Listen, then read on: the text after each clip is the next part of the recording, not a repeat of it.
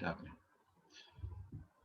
चलो जी, शुरुआत करते हैं। सबसे पहले सभी अपने-अपने गुरुओं को याद कर लें, जो भी गुरु है, किसी भगवान को आप मानते हैं, तो सबसे पहले उनको याद कर लें 30 सेकंड, ताकि जो हम विद्या सीखने वाले हैं, हे ईश्वर, हे प्रभु, हे गुरु, मैं जो देना चाहता हूँ उनको मिल जाए और सभी का भला हो और हम इस विद्या का अच्छे से यूज़ कर पाएँ।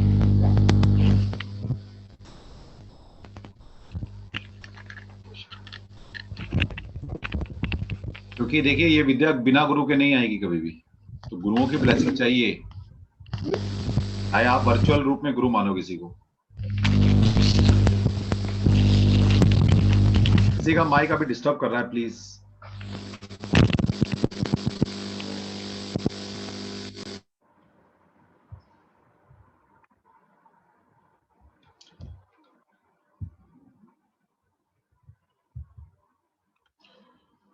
तो हम शुरू करते हैं जी। वास्तु, सबसे पहले बात ये आती है कि वास्तु की ये है क्या, मतलब लोगों को ऐसी गलत फहमी है या एक ऐसा परसेप्शन लोगों ने बना रखा है कि ये वास्तु जो है ना अभी 20, 30, 40, 50 ईयर से ये प्रचलन में आया है, इससे पहले वास्तु नहीं था। ठीक है, ऐसा नहीं है। अगर आप महाभारत भी देखते हैं, ठीक है, इवन तक कि आप अगर आप शिव जी के टाइम की, मतलब महाभारत से भी पहले और रामायण से पहले की अगर बात करते हैं, जब वो रावण ने लंका भगवान शिव से ली थी, ठीक है, तो वो भी विश्वकर्मा ने बनाई थी। सोचो, हमारे यहाँ पहले दो वास्तुकार हुए हैं मेन, विश्वकर्मा जी और मैं मतम। मैं मतम, मैं और मतम ये दो दानव थे और विश्वकर्मा जी एक स्पिरिचुअल आदमी थे। तो प्राचीन टाइम के दो ये वास्तुकार हुए हैं, मैं मतम और विश्वकर्मा। विश्वकर्मा जी क्या थे, वो पॉजिटिव एनर्जी, यानी कि जितने भी अ, हमारे देवी देवता हैं उनका जो बनाने का हुआ करता था, वो विश्वकर्मा जी उनको डिजाइन किया करते थे। और जो मैं मतम थे, जितने भी दानुओं के या नेगेटिव एनर्जी के जितने भी महल बना करते थे, वो मैं मतम बनाया करते थे। ठीक है, तो ये अब से नहीं है, सोचिए कब से प्राचीन से वास्तु की बात चली आ रही है। और आपने देखा होगा जो लाक्षागृह बना है, सब वास्तु के हिसाब से है। ठीक है, ऐसी वहां सुरंग बनाई गई बाद में, या इस तरह का वो बनाया गया कि वहां पर आग लग सकती है, सब चीजें वास्तु के हिसाब से बनाई गई थी, कहाँ आग लगानी है, कहाँ पर आग से बचाना है। फिर आपने महाभारत देखी होगी, महाभारत किसके लिए महाभारत हो गई कि जब वो द्रौपदी ने उसको बोल दिया था दुर्योधन को, जब वो इंद्रप्रस्थ बना था, गलती ये हुई, इंद्रप्रस्थ उन्होंने मैमतम से डिजाइन कराया, विश्वकर्मा प्रकार विश्व उससे नहीं कराया था, मैमतम से वो डिजाइन कराया पांडवों ने। तो वो क्या इतना भव्य था, इतना भव्य था कि देख के दुर्योधन पागल हो गया। इंद्रप्रस्थ को इतनी अच्छी नगरी बसाई उन्होंने, क्योंकि क्या होता है ना, जो आप देखिएगा जब कभी आप नेगेटिव एनर्जी के ज्यादा करीब जाते हो या मटेरियल वर्ल्ड में ज्यादा जाते हो, तो वहां पर सुंदरता का ज्यादा जोर दिया गया है। लेकिन जब हम स्पिरिचुअलिज्म की बात करते हैं, तो वहां पर सुंदरता कम, वहां पर जो एग्जैक्ट फायदे हैं उस चीज के, वो मिलने चाहिए हमें। तो सबसे बड़ी बात ये होती है कि मटेरियल के साथ साथ आपको बाकी चीजें ध्यान देनी होती हैं। लेकिन मैं मतलब ने क्या किया, वो ऐसा सुंदर बना दिया कि वो मोहित हो गया उसके ऊपर। उसने बोला ये तो छीनना है। दूसरा, उसने इस तरह का डिजाइन किया था कि कहाँ पर दीवार है, लगता है दीवार है लेकिन दीवार नहीं होती थी, वहां पर आर पार होता था। कई जगह लगता था फर्श है लेकिन वहां पर पानी होता था। ठीक है, वहां पर पानी होता था। और जहां पर पानी नहीं है वहां ऐसा लगता था फर्श है। तो आपने देखा होगा वो द्रौपदी ने महाभारत में दिखाया गया है, ये भी प्रसंग आता है ये, कि जैसे उसने पैर रखा उसने सोचा फर्श है, लेकिन वो था पानी। और पानी में वो गिर गया वो, तो उसको मतलब गिर गया वो। तो वो द्रौपदी ऊपर से देख रही थी, तो उसने बोला कि अंधे का पुत्र अंधा, मतलब इस तरह की उसने बात बोल दी कि इसका बाप तो अंधा है, तुम भी अंधे ही हो गया, कि तुम्हें नहीं पता यहाँ पर फर्श फर्श नहीं पानी है। अब लेकिन डिजाइन इस तरह से किया हुआ था वो कि हर इंसान उसमें भूल भुलैया हो जाए। ठीक है, तो वहां से महाभारत की जर्नी स्टार्ट हो गई थी। फिर उसने बोला अब ये तो राज्य में छीन के रहो। ठीक है, तो कई बार ऐसे शब्द मुंह से नहीं निकालने चाहिए, ये भी ध्यान रखें। तो वास्तु वहां से स्टार्ट है, सोचिए। तो जितने भी हमारे प्राचीन में जितनी सारी चीजें हैं, सब ये वास्तु के हिसाब से बनी हुई हैं। जितने आप देखते हैं पुराना लिटरेचर, आपको कंस्ट्रक्शन आपको मिलेगी, इतने पुराने पुराने मंदिर, 500-500 साल, हजार साल पुराने मंदिर हैं, बिल्डिंग्स आपको नजर आएंगी। तो वो क्यों आज तक सर्वाइव कर रही हैं बिना किसी ईंट उसके केमिकल के, कोई सीमेंट यूज नहीं किया उसमें, कोई कोई किस तरह का केमिकल नहीं है, लेकिन बस खड़ी है वो वास्तु।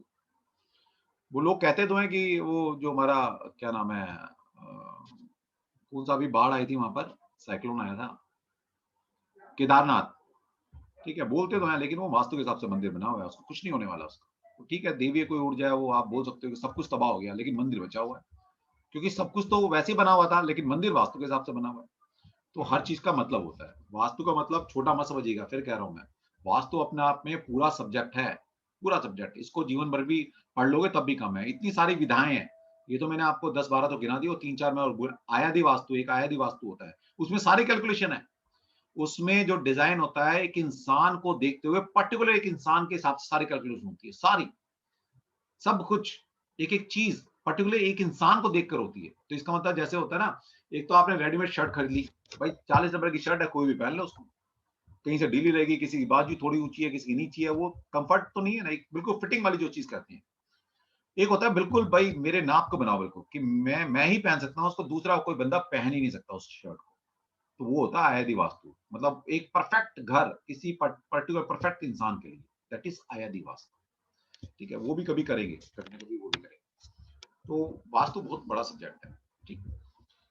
जैसे मैंने आपके बॉडी से लेके आपके घर से लेके पूरे देश तक वास्तु लगता है। तो सबसे पहले वास्तु क्या है आपको पता है, हमारे 4 वेद है, ऋग्वेद, यजुर्वेद, सामवेद एंड अथर्ववेद। और ये वेदों से ही निकला है। अथर्ववेद का इन सब के उपवेद भी हैं और अथर्ववेद का जो उपवेद है उसमें उसके अंदर वास्तु की अवधारणा की गई है। ठीक है? जब कभी पढ़ेंगे तो आपको बता देंगे, जैसे मैंने बताया होगा, जिसने ज्योतिष पढ़ा होगा वहाँ पर अंग वेदांग बताए थे हमने। जैसे वेदों के अंग होते हैं, जैसे आँख है, नाक है, किसको क्या बोला गया है।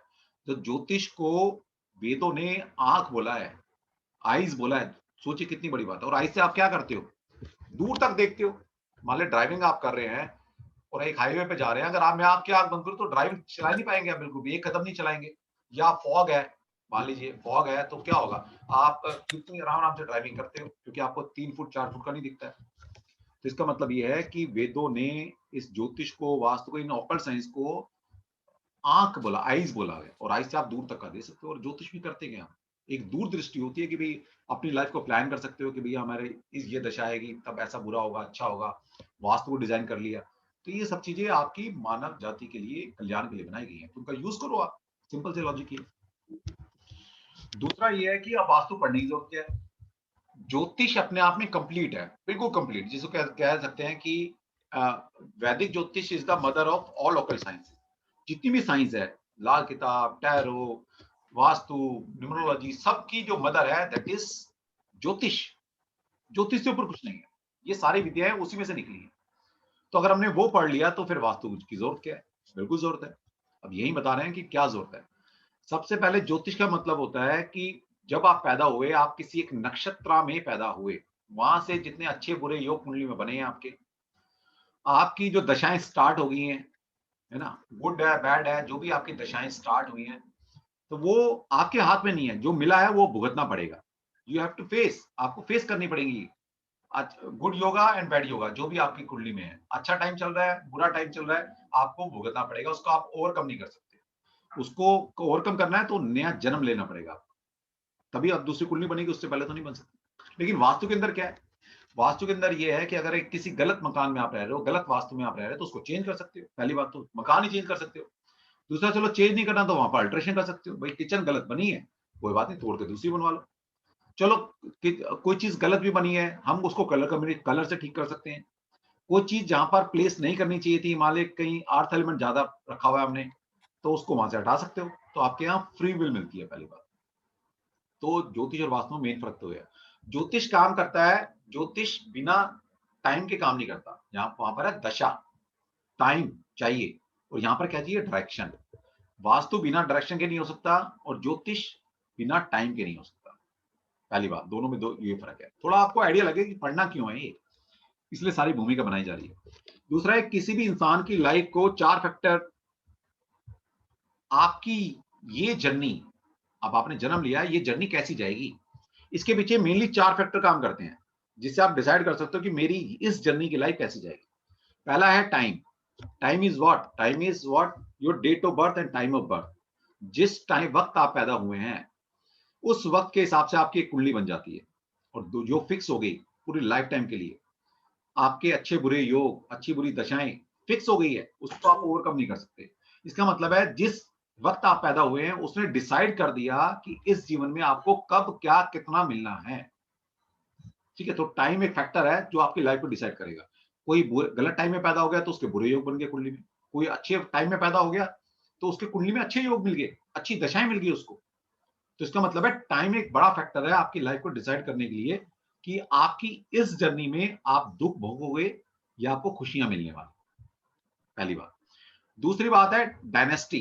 डायनेस्टी का मतलब है डीएनए, वंश आपका, कि किस वंश में आपने जन्म लिया है। अब मुझे तो नहीं पता राहुल गांधी जी की कुंडली क्या है, क्योंकि एग्जैक्ट टाइम किसी को नहीं पता उसका।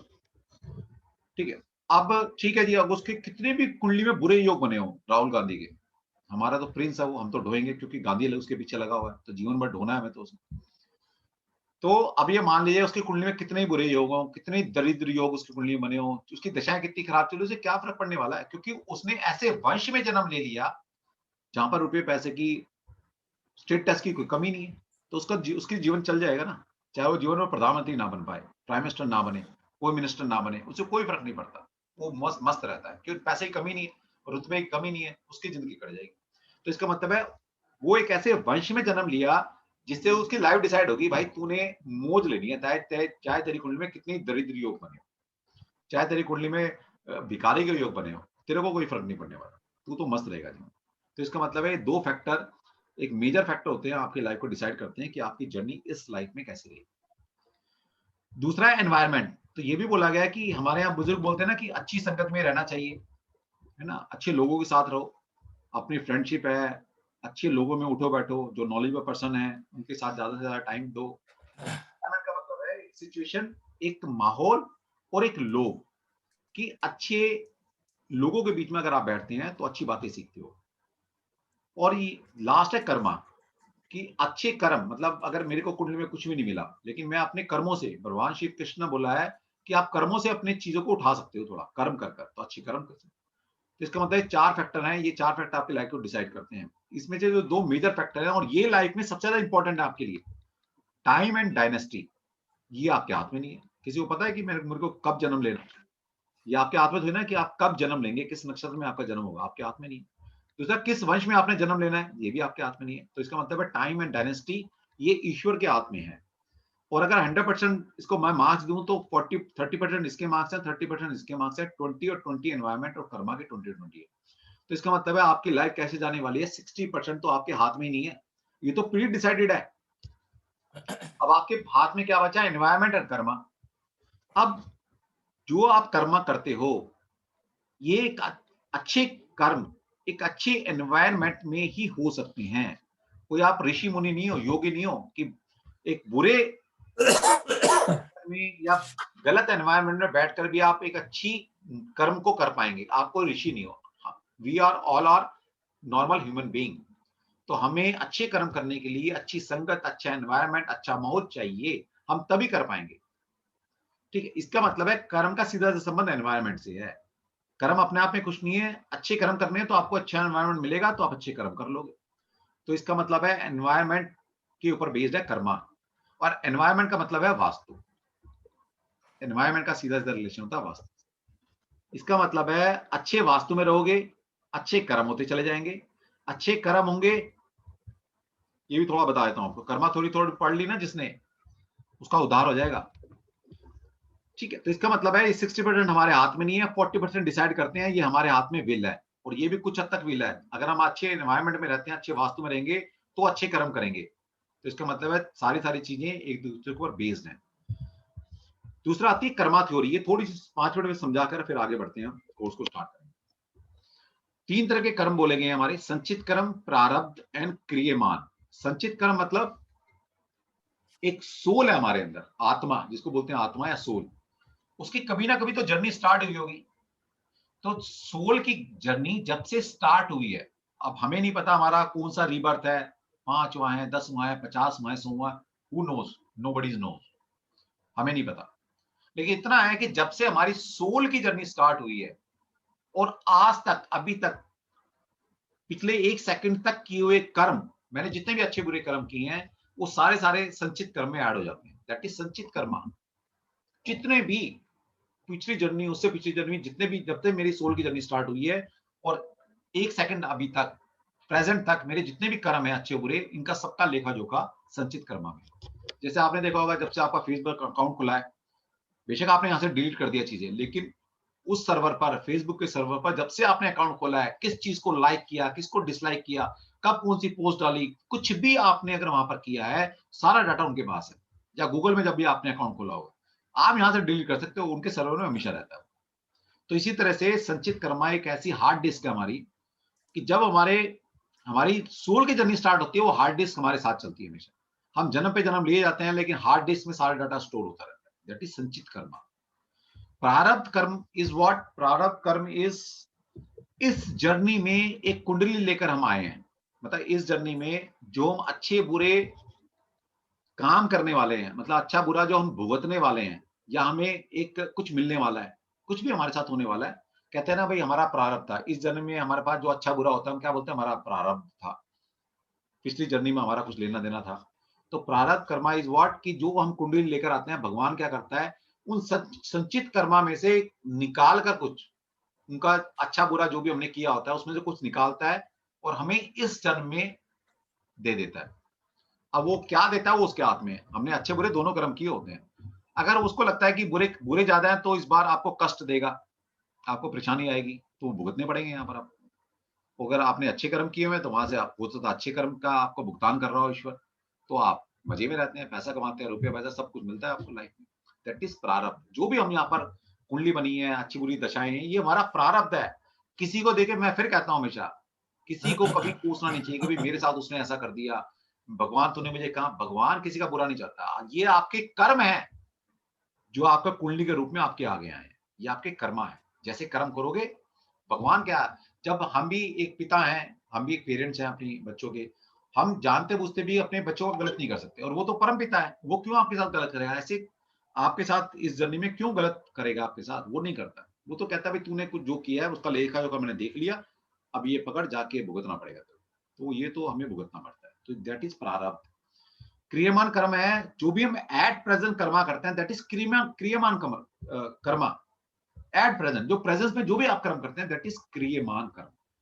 और इसका संबंध सीधा सीधा जो आपको बताया पीछे, कर्मा है, क्रियमान कर्म वो है। तो इसका मतलब है, अगर मैं ये ठीक कर लूं, 1 सेकंड में ये क्रियमान कर्म, ये पास्ट बन जाता है, और ये पास्ट कर्मा फिर कहां पर? संचित कर्म में ऐड हो जाते हैं। और इन्हीं संचित कर्मों से आपको जो भी जर्नी आगे की मिलेगी, या ये जो मिली है, इन्हीं संचित कर्मों से ईश्वर निकाल कर आपको प्रारब्ध कर्म देता है। फिर आप फिर धरती पर आते हो, या किसी दुनिया में जाते हो, फिर आप कर्म कर, फिर क्रियमान कर्म करते हो। तो ये साइकिल चलता रहता है। इसका मतलब है कि अगर मैं अपने क्रियमान कर्म को ठीक कर लूं, अब मैं संचित कर्म तो ठीक नहीं कर सकता, क्योंकि पास्ट में मैं जा नहीं सकता कि भाई क्या हुआ, मैंने क्या किया, कोई नहीं जा सकता पास्ट में। तो मैं प्रेजेंट में किए हुए कर्मा को ठीक कर लूं, तो ये प्रेजेंट में किए हुए कर्म मेरे कहां पर? संचित कर्म में ऐड हो जाएंगे। और एक दिन ऐसा आएगा कि मैं इन संचित कर्म को अच्छे से भर दूंगा। तो ईश्वर क्या करेगा? इसी कर्मों में से मेरे को निकाल कर नई जर्नी देने वाला है। तो यही संचित कर्मों से मुझे प्रारब्ध कर्म मिलेंगे। फिर प्रारब्ध कर्म, मैं अच्छे बुरे कर्म इस जर्नी में फिर करने आऊंगा, तो मैं फिर क्रियमान कर्म करूंगा। तो एक टाइम ऐसा आएगा जब मैं यहाँ पर अच्छे अच्छे करना शुरू कर दूंगा, तो ये अच्छा बढ़ जाएगा, तो ये भी मुझे अच्छा मिलेगा, और ये फिर अच्छा अपने आप हो जाएगा। और ये अच्छा करने के लिए अच्छा वास्तु की जरूरत है। बिना अच्छे वास्तु के आपके क्रियमान कर्म कभी अच्छे नहीं हो सकते। अब समझ में आ गया कि वास्तु की इंपॉर्टेंस क्या है। तो अगर आपने अपनी ये जर्नी नहीं, आने वाली जर्नी भी अगर सुधारनी है, तो वास्तु की हेल्प ले लो। बिना, कहते हैं ना, एक हेल्दी पर्सन नहीं सब कुछ चीजों का भोग कर सकता है, उसमें समझ आ सकती है, लेकिन अगर आपको समझ ही नहीं किसी बात की, तो फिर कुछ नहीं हो सकता। ठीक है जी, तो इसलिए वास्तु पढ़ना बहुत जरूरी है। कर्मा थोड़ी कभी कभी ना कुछ अलग भी पढ़ लिया करो, अलग भी सोच लिया करो, कि इसके अलावा भी कुछ हो सकता है यार।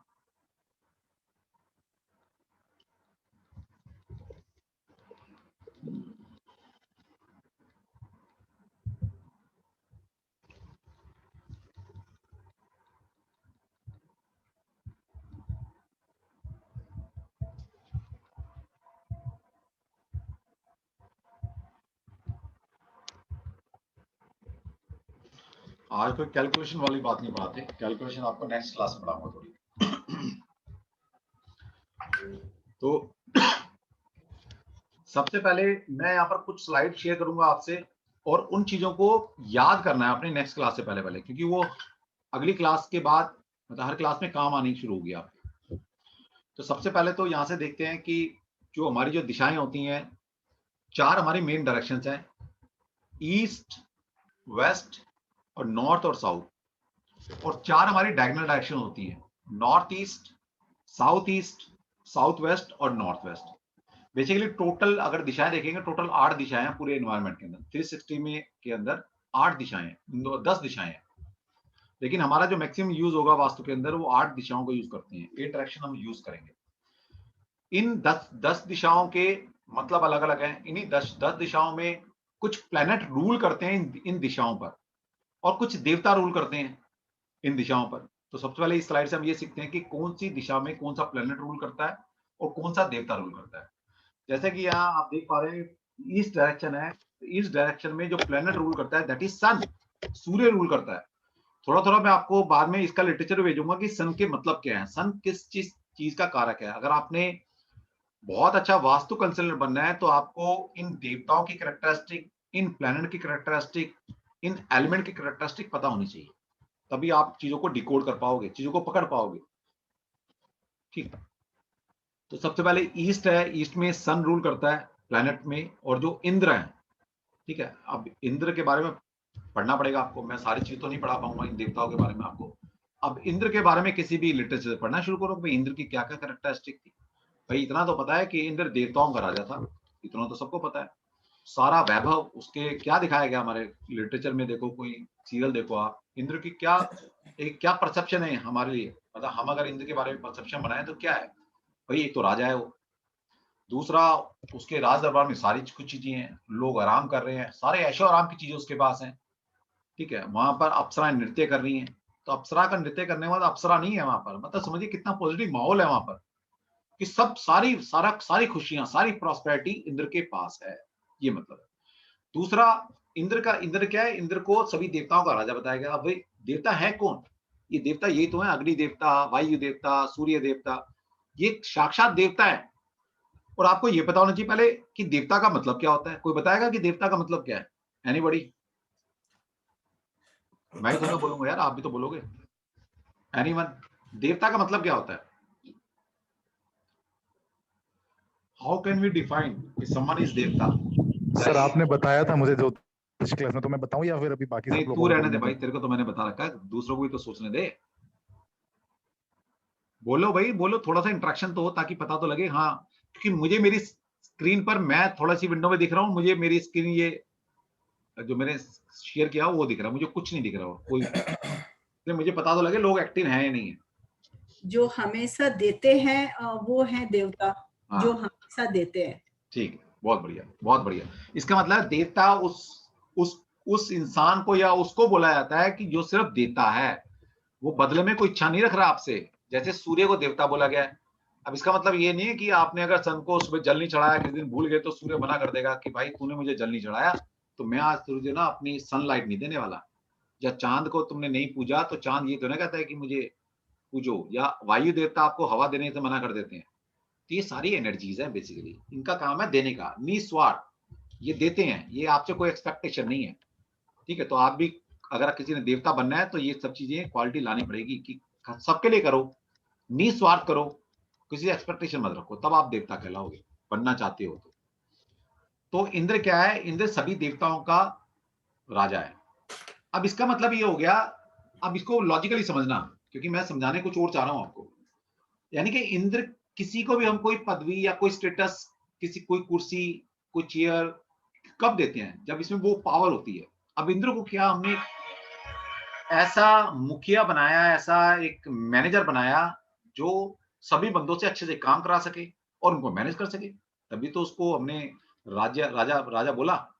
इसका मतलब है कि इंद्र के पास ऐसी पावर है कि वो different different kind of energy को इकट्ठा कर कर उनसे काम ले सकता है और उनको इकट्ठा कर सकता है, अपने कंट्रोल में कर सकता है। ये पावर है इंद्र के पास, तभी तो राजा बनाया उसको।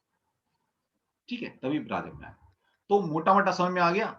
अब इसका मतलब है, थोड़ा समझिएगा। अब सन क्या है? सन आपकी लाइफ फोर्स है। सन क्या है? सन इज गवर्नमेंट। सूर्य क्या है? राजा है। राजा मतलब गवर्नमेंट। तो इसका मतलब आज की जो सरकार है that is government, that is sun. आपकी जो बोन्स हैं, अब धीरे धीरे बताऊंगा इसको, आप लिटरेचर के रूप में आपने नोट डाउन करना होगा वीडियो सुन सुनकर। आपकी बोन का कारक क्या है? सन है। आपकी आईज का कारक क्या है? सन है। आपके हार्ट का कारक क्या है? सन है। सन ओवरऑल में आपकी वाइटलिटी है, आपका जो इम्यून सिस्टम है वो सन से गवर्न होता है। ठीक है, मैंने 3-4 चीजें बता दी आपको। इंद्र के पार में बता चुका आपको। इसका मतलब है अगर किसी भी तरह का वायलेशन, वास्तु का वायलेशन अगर आपने ईस्ट डायरेक्शन में कर दिया, अब इसका मतलब क्या होगा? इसका मतलब है ईस्ट में कोई भी वायलेशन हम करेंगे तो हमें ईस्ट से जो प्लेनेट रूल कर रहा है वहां पर, या देवता जो रूल कर रहा है, उसकी एनर्जी हमें 100% नहीं मिलेगी। अब अगर सूर्य की एनर्जी मेरे घर में नहीं आ रही, इसका मतलब है सूर्य से रिलेटेड मेरे को परेशानी क्रिएट होगी, चाहे वो फिजिकल लेवल पर है या सूर्य से रिलेटेड काम है। ठीक है, तो मेरी वहां पर रहने वाले की बोन्स खराब हो सकती है, आईज में दिक्कत आ सकती है, उनके हार्ट में प्रॉब्लम हो सकती है, क्योंकि सूर्य की एनर्जी नहीं आ रही। सूर्य गवर्न करता है आपके इन ऑर्गन्स पे। ये तो छोटी चीज मैं बता रहा हूं अभी, बाकी लाइफ के बहुत बड़े सेक्टर है जहां पर रूल करता है। मान ले कोई गवर्नमेंट एम्प्लॉई है, या आपका टेंडर है, या गवर्नमेंट से आपका रिलेशन है, या गवर्नमेंट से ही आपका बिजनेस चल रहा है, तो अगर आपके घर का ईस्ट खराब है तो सबसे ज्यादा डिफिकल्टी जो गवर्नमेंट से अगर आप काम कर रहे हैं वहां पर आने वाली है। गवर्नमेंट की पेनल्टीज आप उस घर में सबसे ज्यादा पड़ेंगी, उस घर में रहने वालों के चालान सबसे ज्यादा कटेंगे। ठीक है, तो इस तरह की मतलब सन जिस चीज का कारक है, आप उसकी एनर्जी को रिसीव नहीं कर रहे, उसकी डेफिशिएंसी आपके घर में हो गई, तो सूर्य जिस चीज का कारक है, जिस चीज का सिग्निफिकेटर है, उसकी कमी आपके लाइफ में हो जाएगी। चाहे आपकी बॉडी है, चाहे आपका घर है, चाहे आपका बिजनेस है, इन सब में होनी शुरू हो जाएगी। इस तरह से अगर ईस्ट खराब कर दिया आपने, तो इसका मतलब है कि आपने इंद्र को भी डिस्टर्ब कर दिया। इंद्र भी चाहकर, क्योंकि वालेशन कर दिया ना, अब इंद्र चाहकर भी वो एनर्जी आपके घर के अंदर नहीं भेज पा रहा। तो क्या मतलब है इंद्र का? जो आपके घर का हेड ऑफ द फैमिली है दैट इज इंद्र। वो क्या करता है? आपके घर में बच्चे होंगे, सिस्टर हो सकती है, मदर फादर हो सकते हैं, आपका भाई हो सकता है, ये different different kind of energies हैं। सबकी अपनी एनर्जी है, बच्चे की अपनी एनर्जी है, उसका थॉट लेवल अपना है, पेरेंट्स का अपना है, वाइफ का अपना है, सिस्टर रहती है, भाई रहता है, सबका अपना अपना एक डायलेमा है, सबका अपना अपना एक ऑरा है। वो different different kind of energies है। अब उनको इकट्ठा रखना, आपको पता है बड़ा मुश्किल होता है ज्वाइंट फैमिली में इकट्ठा करके रखना किसी को। तो कौन ज्वाइंट फैमिली में रह सकता है, या कौन ज्वाइंट फैमिली में लोगों को कंट्रोल करके रह सकता है? जिसके घर का ईस्ट ठीक होगा। वहां पर घर में सब मिलके रहेंगे, यानी कि घर तब होता है जब एक मुखिया एक हो, घर की पावर, घर कंट्रोल किसी एक इंसान के हाथ में हो, तब आपका घर चलता है। वरना क्या होगा? ईस्ट डिस्टर्ब हो गया, तो इसका मतलब ये है कि आपके जितने भी क्या बोलते हैं कि लोग है ना घर के अंदर, डिफरेंट एनर्जी सब अपने अपनी चलाने शुरू करेंगे, वो किसी एक के कंट्रोल में नहीं है। हेलो, हेलो, प्रणाम। हाँ जी,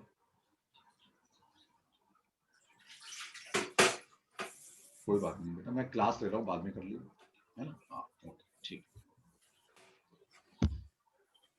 ठीक है, तो ये मैं आपको क्लू दे रहा हूं यहां से, अब आपने पढ़ना है इन सब के बारे में। तो कुछ रिलेटेड तो मैं भेज दूंगा, इनके प्लान के क्या क्या कारक होते हैं, तो इनको पढ़ना पड़ेगा। ये सब चीजें इसलिए बता रहा हूँ कि अगर आपने इनको इनको समझ लिया, तो कहते हैं ना कि आपको किसी कहीं जाने की जरूरत नहीं है, ना मैप मंगाया या उससे प्रॉब्लम पूछ ली। अब कोई कहता है यार मेरे को ना, मेरे चलान ही करते रहते हैं, मेरी बोन्स में दिक्कत आ रही है, घर में ये प्रॉब्लम आ रही है, तो आपको समझ जाना चाहिए किस वजह से आ रही है। तो बिना देखे यहीं से बता दोगे कि आपने अपने घर के उस डायरेक्शन में कोई ना कोई फॉल्ट किया होगा। इतना तो पकड़ना शुरू करो, तो धीरे धीरे आप सीख जाओगे बाकी। ठीक है, तो इस तरह से ये चीजें लगती हैं। तो आगे है साउथ ईस्ट। साउथ ईस्ट जो डायरेक्शन है, यहाँ पर जो रूल करता है दैट इज अग्नि देवता, फायर के देवता इस दिशा में रूल करते हैं। ठीक है, और क्या? वीनस, शुक्र ग्रह, वीनस प्लैनेट इस दिशा को रूल करता है। इस तरह जो साउथ डायरेक्शन है, अब साउथ में सब डरते हैं कि साउथ फेसिंग मकान नहीं लेना चाहिए, साउथ फेसिंग गलत है, साउथ ये साउथ वो है। इतना भी गलत नहीं है, लेकिन हाँ फिर भी थोड़ा गलत तो है किसी सेंस में। जब देखते हैं साउथ में क्या, मार्स, मंगल, मार्स प्लेनेट रूल करता है। और क्या यहाँ पर देवता कौन सा रूल करता है? यम। अब इसलिए सब डरते हैं क्योंकि यमराज से हर कोई डरता है। यम मतलब यमराज। कौन मरना चाहता है? हर बंदा मरने से डरता है। एक आध परसेंट कोई होगा वो भी बोलता होगा, लेकिन अंदर से वो भी डरता होगा। तो हर इंसान यम से डरता है, तो इसलिए बोला गया साउथ दिशा बेकार है। और अभी और भी लॉजिक है इसके पीछे कि क्यों वो बेकार बोली गई है, लेकिन उतनी बेकार नहीं है जितनी बोला जाता है। वहां के फायदे भी बहुत है। पहले तो दिमाग से ये भी निकाल देना कि कोई दिशा खराब नहीं होती, हर दिशा बढ़िया है। उसका यूटिलाइजेशन आपको करना आना चाहिए। हर तरफ से मेन डोर रख सकते हो, कोई मेन डोर में नहीं बोला, चारों दिशाओं में आपका मेन डोर हो सकता है, लेकिन कहां पर एग्जैक्ट कहां पर होगा, ईस्ट में भी गलत हो जाएगा अगर सही पद पर नहीं हुआ, सही लोकेशन पर नहीं हुआ आपका मेन डोर। ठीक है, तो यहां पर है साउथ में मार्स रूल करता है और यम देवता इस दिशा को रूल करते हैं। इसके बाद है south west direction. South west direction का मतलब है यहां पर जो प्लैनेट रूल करता है दैट इज राहु। तो राहु इस दिशा को रूल करता है और निरुति एक राक्षसी है, कभी लिटरेचर मिलेगा तो मैं भेज दूंगा आपको इसके लिए भी, कि निरुति एक राक्षसी है, मतलब एक डेविल है, तो यहाँ पर रूल करती है। तो बताओ साउथ वेस्ट में अगर किसी मेन डोर हो तो क्या मतलब है भाई, जो दरवाजा खोलोगे, जो कैरेक्टरिस्टिक उस प्लेनेट की या उस देवता की होगी वही आपके घर में देगा ना। अब मेरे से मान लीजिए मुझे ज्योतिष वास्तु पढ़ाना आता है, मुझे मान लो कोई सब्जेक्ट पढ़ाना नहीं आता, तो मुझे जो आता होगा वही तो आपको डिलीवर करूंगा। तो आप मेरे सामने बैठे हो तो मुझे जो आता है मैं दूंगा। ठीक है, इसका मतलब है जिसकी तरफ मेन डोर खोलोगे, जहां पर फेसिंग होगा, जहां पर एंट्री होगी, जो देवता की तरफ एंट्री करोगे, जिसकी तरफ फेस करोगे, जो उसके पास है वही आपको देने वाला है, उसके अलग तो ना देगा वो। तो राहु और निरुति नॉर्थ साउथ वेस्ट डायरेक्शन पे रूल करते हैं। इसके बाद है वेस्ट डायरेक्शन। वेस्ट डायरेक्शन में जो प्लैनेट रूल करता है दैट इज सैटर्न, शनि भगवान रूल करते हैं। और जो वरुण है, वरुण देवता, वो इस दिशा पे रूल करते हैं, इस दिशा से को गवर्न करते हैं। इसके बाद जो नॉर्थ वेस्ट डायरेक्शन है that is govern by the moon, इसको चंद्रमा गवर्न करता है इस दिशा को, और वायु देवता इस दिशा को करते हैं।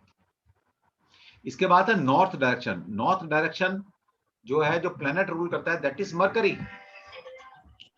सर वरुण देव और वायु देव अलग अलग है, मतलब क्या यस फर्क यस, है? वरुण वरुण वरुण इज समुद्र वाटर देवता, gods. God of water. Hello hello, हाँ जी नमस्कार, हाँ जी मैडम, अभी मैं क्लास ले रहा हूँ, बाद में कर लेंगे, 8 बजे के बाद कर लेंगे प्लीज, ठीक है?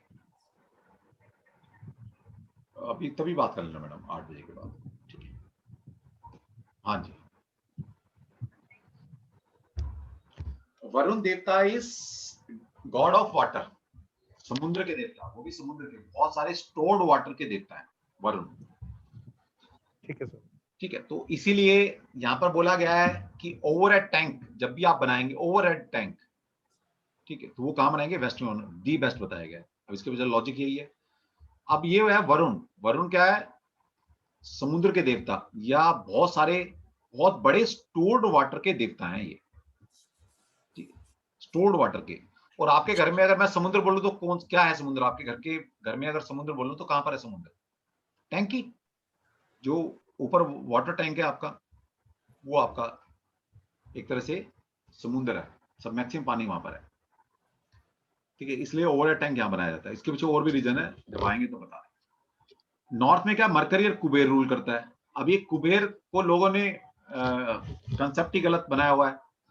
Kuber is the care taker of your asset, ये कोई पैसा नहीं देता, बोलते हैं कुबेर पैसा देता, कुबेर पैसा नहीं देता, कुबेर इज खजांची, योर एसेट्स केयर टेकर, जिसको आप खजांची बनाते हैं ना भाई, लेखा जोखा रखना है, हमारे पैसों का लेन देन का हिसाब साफ रखना है, तो कुबेर पैसा नहीं देता, Kuber is care taker of your assets, your money, ठीक है, your liquid money and your assets, वो कुबेर उसके केयर टेकर है सिर्फ। और यहाँ पर मरकरी रूल करता है। इस तरह नॉर्थ ईस्ट जो डायरेक्शन है that is govern by the planet Jupiter, तो जुपिटर यहाँ पर रूल करता है और केतु यहाँ प्लैनेट रूल करता है, और भगवान शिव यानी कि अल्टीमेट एनर्जी इस दिशा में रूल करती हैं। ठीक है, तो आपको ये याद होना चाहिए कि कौन सी दिशा में कौन सा प्लैनेट रूल करता है। थोड़ा थोड़ा अगर आप पढ़ सके कहीं से तो पढ़ लेना, नहीं तो मैं कुछ लिटरेचर भेज दूंगा, इन प्लैनेट के क्या कारक तत्व हैं, उन प्लैनेट को थोड़ा सा गो थ्रू कर लेना। जो लोग ज्योतिष पढ़ रहे हैं वो तो जानते होंगे, जो बिल्कुल ज्योतिष नहीं जानते वो थोड़ा थोड़ा पढ़ लेंगे कि सन के क्या कारक तत्व सिग्निफिकेटर हैं, चंद्र मून क्या सिग्निफाई करता है, मरकरी क्या सिग्निफाई करता है, तो थोड़ा आपको हेल्प मिल जाएगी आने वाले टाइम में। तो इस तरह से आपने पूरी दिशाएं आपको पता होनी चाहिए। दूसरा, अगर आप एक कहीं भी खड़े हो जाइए ओपन स्पेस में, आपने मान लीजिए एक प्लॉट आपके पास है सिंपल, तो उसकी एक दिशाएं बनानी है, दिशाएं कैसे निकालनी होती है सब आपको सिखाऊंगा मैं।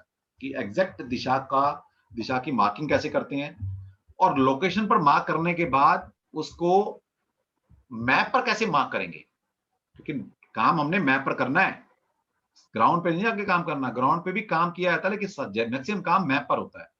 तो आप एग्जैक्ट डायरेक्शन मेजरमेंट करके लाएंगे वहां से ऑन साइट, ठीक है। वैसे आपका काम नहीं है, जो मैप बनाता है आर्किटेक्ट उसी को हम बोल देते हैं कि भैया जो मैप बनाया ना यहाँ पे एक डायरेक्शन मार्क करके दे दे हमें। तो हमारा काम वैसे नहीं होता, लेकिन फिर भी बीइंग ए कंसल्टेंट आपको पता होना चाहिए कि डायरेक्शन कैसे ली जाती है, एक्चुअल साइट पर डायरेक्शन लेने के बाद उसको ऑन पेपर कैसे उतारा जाता है और उसको कैसे जोनिंग की जाती है। मैं आपको, हमारा काम नहीं है लेकिन फिर भी मैं आपको सिखाऊंगा कि कैसे ली जाती है। क्योंकि डॉक्टर इंजेक्शन लगाना सीख लेता है लेकिन उसका काम नहीं है, वो लगाते तो कंपाउंडर है या उसकी जो नर्सिस हैं वो लगाती हैं, लेकिन पता तो होना चाहिए ना उसको। ठीक, तो इस करके मान लीजिए हम एक रेक्टेंगल हमारे पास प्लॉट है, और आप सभी को पता है कि सनराइज कहाँ से होता है, ईस्ट से होता है, और सनसेट कहाँ होता है, वेस्ट से होता है। लेकिन आपको ये नहीं पता होगा अब तक कि ऐसे साल के अंदर सिर्फ 2 दिन ऐसे होते हैं जहां पर एग्जैक्ट जो सन है वो ईस्ट से आता है, एग्जैक्ट। वरना कभी वो नॉर्थ ईस्ट की तरफ से सन उदय होता है, आपका सनराइज होता है, सर्दियों में साउथ ईस्ट की तरफ से सनराइज होता है। अगर हर वक्त सन ईस्ट से राइज हो और वेस्ट से छिप जाए, सेट हो जाए, तो दिन रात बराबर क्यों नहीं होते फिर? तो हर 365 दिन बराबर बराबर होना चाहिए, ये फिर दिन घटते बढ़ते क्यों है? कभी सोचा नहीं आपने? फिर ये तो सीखने के लिए है कि एग्जैक्ट सन ईस्ट में राइज होता है और वेस्ट में सेट हो जाता है, सीखने के लिए सिर्फ। लेकिन साल में 2 दिन ऐसे होते हैं, इसका मतलब है ये है 22 अप्रैल और 22 सितंबर, साल के सिर्फ 2 दिन ऐसे हैं, ठीक है। तभी देखिएगा इस दिन को बोला जाता है, ये इस दिन 22 अप्रैल और 22 सितंबर को दिन और रात बराबर होते हैं, एग्जैक्ट 12-12 घंटे के होते हैं, एग्जैक्ट। आप कभी नोट कर लेना, ठीक है। तो ये आपको थोड़ा पता होना चाहिए, लेकिन हम मान के चलते हैं कि भाई ठीक है ईस्ट यहाँ से होता है, तो लेकिन ऐसा नहीं है।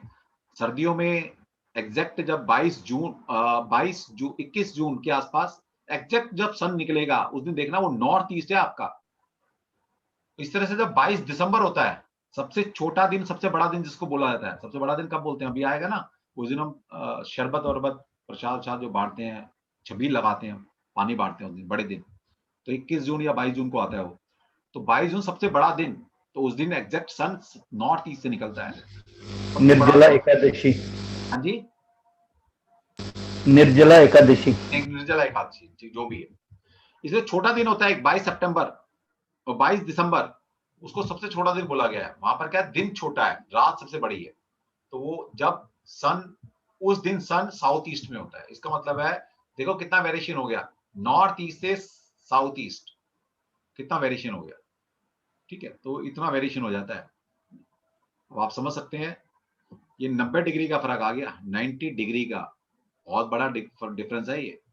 तो कभी ऐसे डायरेक्शन लेने जाओ, पता लगे दिसंबर में डायरेक्शन ले रहे हो और सूर्य को देखकर डायरेक्शन मार्क कर दी अगर आपने, तो वो साउथ ईस्ट है, वो ईस्ट नहीं है आपका, सन को देखकर। लेकिन अगर आपको नॉलेज होगी, बिना कंपास के भी आप किसी भी महीने में डायरेक्शन मेजर कर सकते हो सन की मूवमेंट से, आपको नॉलेज होनी चाहिए। फिर जब मैंने आपको बता दिया कि भाई 22 अप्रैल को एग्जैक्ट सन ईस्ट से निकलता है, अब आप देख लो 22 अप्रैल से सन की मूवमेंट भी है, 1 डिग्री रोज चलता है। मैं नहीं कह रहा कि आप करना है, मैं तो आपको एक बता रहा हूँ, क्योंकि बीइंग ए कंसर्न आपको ना एक थोड़ा सा नॉलेज ब्रॉड होनी चाहिए आपकी, ताकि आप कहीं स्टैंड हो सको, खड़े हो सको सामने। वरना तो कई बार फंस जाता है इंसान कि यार अब क्या करें।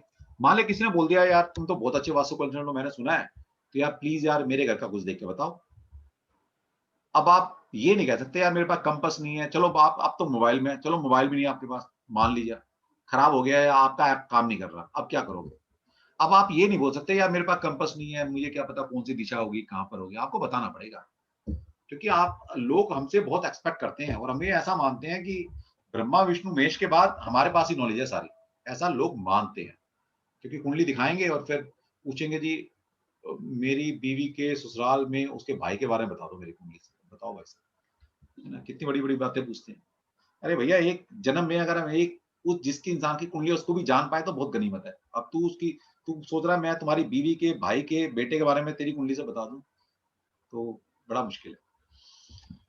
तो नॉलेज होनी चाहिए। तो एग्जैक्ट सन ईस्ट से मान लेते हैं हम, चलो एक बार इसको हमने मान लिया सन ईस्ट से निकल रहा है, एक आइडियल कंडीशन ली, लेकिन जब सूर्य ईस्ट से निकलता है उससे पहले थोड़ा सा रोशनी एनवायरनमेंट में आ जाती है, सूर्य नजर नहीं आ रहा आपको लेकिन अंधेरा नहीं है आपके पास। इसी तरह से सेट वेस्ट में होता है, लेकिन वेस्ट में सेट होने से पहले छिपने का मतलब है सूर्य पूरा डूब गया, वो होता है टाइम न्यूज़पेपर में, लेकिन उससे पहले एनवायरनमेंट के अंदर अंधेरा शुरू हो जाता है। तो अगर मैं सिर्फ लाइट और डार्क जोन की बात करूं कि कहां पर रोशनी रहती है हमेशा और कहां पर हमेशा एक अंधेरा टाइप रहता है, तो आप बोल सकते हो कि नॉर्थ ईस्ट से ईस्ट साउथ और साउथ वेस्ट, ये जो जोन है, ये जो एरिया है किसी भी घर का, यहाँ पर हमेशा लाइट रहेगी, यहाँ पर लाइट रहती है, रोशनी रहती है हमेशा। और ये साउथ वेस्ट वेस्ट नॉर्थ है, ये आपका हिस्सा है, ये डार्क जोन, इसको डार्क जोन बोला गया। यहाँ पर कभी भी सूर्य की रोशनी नहीं आती, सन की लाइट नहीं पड़ेगी यहाँ पर कभी भी इस एरिया में, और यहाँ पर हमेशा सनलाइट रहेगी। ये बहुत गहरी चीज है, समझनी पड़ेगी आपको। तो ये है लाइट जोन, वो है डार्क जोन। इसका मतलब यहाँ पर सन की रेज आती हैं इस एरिया में, इन एरिया में कभी भी सन की रेज नहीं आएंगी क्योंकि सन छुप जाता है। इसी तरह से अगर बात करें कोल्ड जोन और हॉट जोन की, मतलब कहां पर ठंडी रहती है और कहां पर गर्म रहता है, तो आप देखेंगे सनराइज जब कभी भी होता है, चाहे सर्दियों में हो या गर्मियों में हो, जैसे ही सनराइज होता है तो वो गर्मी नहीं आती उसमें से कोल्ड रेज निकल रही होती है। ये भी आपको सिखाऊंगा कौन कौन सी रेज निकलती हैं सन से। सन से 7 रेज निकलती हैं, और सूर्य को कभी कभी आपने देखा होगा 7 घोड़े के रूप में भी उसको रिप्रेजेंट किया जाता है। सन 7 हॉर्सेस की भी सूर्य का सिंबल है। सूर्य के 7 घोड़े, 7 रश्मियां, 7 स्पेक्ट्रम जो बोला गया है सूर्य की रोशनी है। जब आपने एक्सपेरिमेंट किया होगा किस जमाने में, जब अगर थोड़ी फिजिक्स पढ़ी होगी आपने, तो आपने सनलाइट को या किसी भी लाइट को स्पेक्ट्रम से गुजारते हैं तो 7 डिफरेंट डिफरेंट कलर में बाइफर हो जाती है वो, तो वही सूर्य की किरणें हैं। सूर्य में से वही 7 रंग निकलते हैं, और 2 रेज और निकलती हैं, that is one is UV rays ultraviolet and another one is infrared infrared. ठीक है, तो ये 9 रेज निकलती हैं जिसमें से 7 रेज विजिबल हैं और 2 rays UV rays and IR infrared, ये इनविजिबल रेज है। और इंफ्रारेड रेज वो है जिससे आप अपना एक्सरे कराते हो, और यूवी रेज वो रेज हैं जब बच्चे को जॉन्डिस हो जाता होते ही, तो उसको यूवी रेज की लाइट में रखा जाता है, ब्लू कलर की थोड़ा उस तरह की लाइट में रखा जाता है, तो वो है यूवी रेज। ठीक है, तो आप समझ सकते हैं ये मेडिकेटेड रेज होती है यूवी रेज, और IR बड़ी खतरनाक रेज है। इसलिए बोला गया हमेशा उगते हुए सूरज को देखना चाहिए, कभी भी छिपते हुए या सेट होते हुए सूर्य को कभी नहीं देखना चाहिए। क्यों? क्योंकि उस वक्त सन से IR रेज निकल रही होती हैं। इसलिए बोला गया है कि साउथ वेस्ट को भारी करो, नॉर्थ ईस्ट को हल्का करो। नॉर्थ ईस्ट में कम से कम कंस्ट्रक्शन करो, साउथ वेस्ट में मैक्सिमम कंस्ट्रक्शन करो, क्योंकि नॉर्थ ईस्ट से क्या आ रहा है, एक मेडिकेटेड रेज आ रही है आपके घर के अंदर, तो वहां पर हल्की कंस्ट्रक्शन करनी है ताकि रेज आपके घर के अंदर आ सके। खुला स्थान छोड़ो, मैक्सिमम ओपन स्पेस छोड़ना होता है, ताकि वहां पर अगर वो लाइट पड़ रही है, सूर्य की रश्मियां आ रही हैं, तो वहां पर कुछ एक्यूमुलेट हो सके, कुछ एरिया तो मिले नॉर्थ ईस्ट जगह में, ताकि वहां पर वो मेडिकेटेड रेज एक्यूमुलेट हो सके मॉर्निंग में, और फिर पूरे दिन भर आप एनर्जाइज देंगे। और साउथ वेस्ट को तभी बोला गया भारी कंस्ट्रक्शन करो, ढक के रखो, मैक्सिमम मोटी वॉल होनी चाहिए वहां पर। क्यों बोला गया? वहां से IR रेज आ रही हैं। ये मैं आपको बिल्कुल साइंटिफिक तरीके से वास्तु पढ़ा रहा हूं अभी, साइंटिफिक, एक एक चीज साइंस से रिलेटेड है यहाँ पर।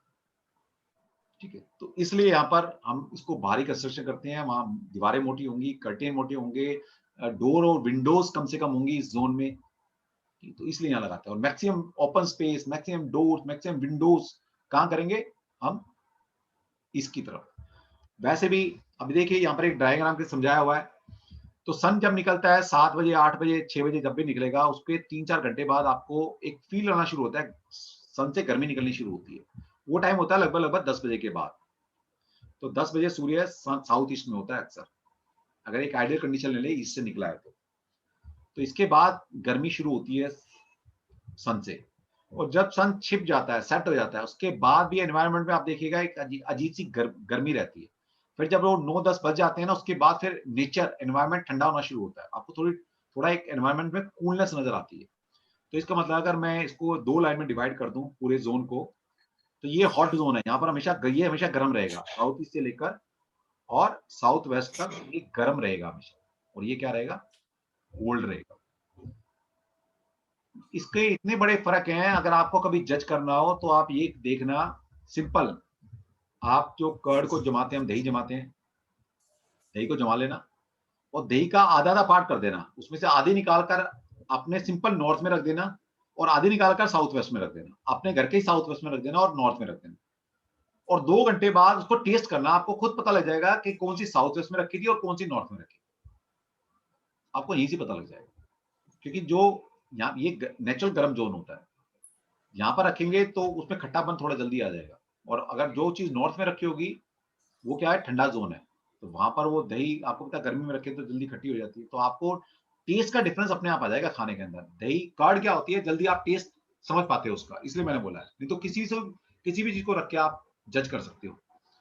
ठीक है, तो इसका मतलब ये है कि ये ठंडे जोन है, यहाँ पर कोल्ड है, यहाँ पर गर्मी नहीं रहती। आप देखिएगा ईस्ट में, नॉर्थ में क्या है, सन जब मिडनाइट होती है तब सन नॉर्थ में होता है, और जब निकलता है ईस्ट में आया, निकलने के बाद भी गर्मी नहीं है, साउथ ईस्ट के बाद गर्मी फेंकता है वो, तो इसका मतलब ये है कोल्ड जोन। तो ये आपको पता होना चाहिए, इसकी एप्लीकेशन क्या आएगी आगे सीखेंगे। और वैसे ही समझ जाइए कि अगर हमें कोई ऐसा काम करना है जहां हमें ठंड की जरूरत है तो हम इस जोन में करेंगे, जहां पर हम गर्मी ले सकते हैं, मतलब हमें गर्मी की जरूरत है तो हम इस जोन में करेंगे, सिंपल सी बात। क्योंकि यहाँ पर नेचर की गर्मी है, यहाँ पर नेचर का हॉट जोन है, ये यहाँ पर नेचर का कोल्ड जोन है, सिंपल सी बात। यहाँ पर आप बोल दो तो ये नेचर का है रेफ्रिजरेटर है या एसी है, और ये नेचर का अपना हीटर है, ये बोल सकते हैं। अच्छा, दूसरा मैं आगे यूज करूंगा एक टर्म पॉजिटिव जोन और नेगेटिव जोन, वो भी यही है। अगर एक लाइन में अपनी यहां से खींच दूं, क्योंकि टोटल आपका एनवायरनमेंट जो घर हो सकता है 360 डिग्री हो सकता है, ये 360 डिग्री है टोटल। इस 360 में से साउथ ईस्ट से लेकर नॉर्थ वेस्ट तक अगर मैं इसको 2 पार्ट में डिवाइड कर दूं, 180 डिग्री इधर हो गया पूरा और 180 यहां पर हो गया, तो मैं आगे यूज करूंगा ये टर्म्स, मेरे मुंह से आप बार बार सुनेंगे, पॉजिटिव जोन, नेगेटिव जोन। तो ये हमारा कोल्ड जोन जो होता है ना, ये पॉजिटिव जोन होता है, आपके शायद किसी स्लाइड में मिल भी जाएगा। ये जो जोन है नॉर्थ वेस्ट से लेके west, south west, south and south east, that is negative zone. तो मैं हमेशा बोलूंगा ये नेगेटिव जोन है, ये पॉजिटिव जोन। तो मैं, किसी ने पूछा भाई ये कहां पर होना चाहिए, मैं ऐसा बोल सकता हूं कि ये पॉजिटिव जोन में कहीं भी बना लो। तो मैं किस एरिया की बात कर रहा हूं, मैं नॉर्थ वेस्ट से लेके नॉर्थ, नॉर्थ ईस्ट, ईस्ट और ईस्ट, इस जोन की बात कर रहा हूं, यहाँ पर वो कहीं भी आप बना सकते हो। ये बार बार मेरे मुंह से आगे आप सुनो। तो ये हमारा पॉजिटिव जोन होता है, ये नेगेटिव जोन। इसके बाद आते हैं 5 एलिमेंट, जिसकी थ्योरी है पूरी है।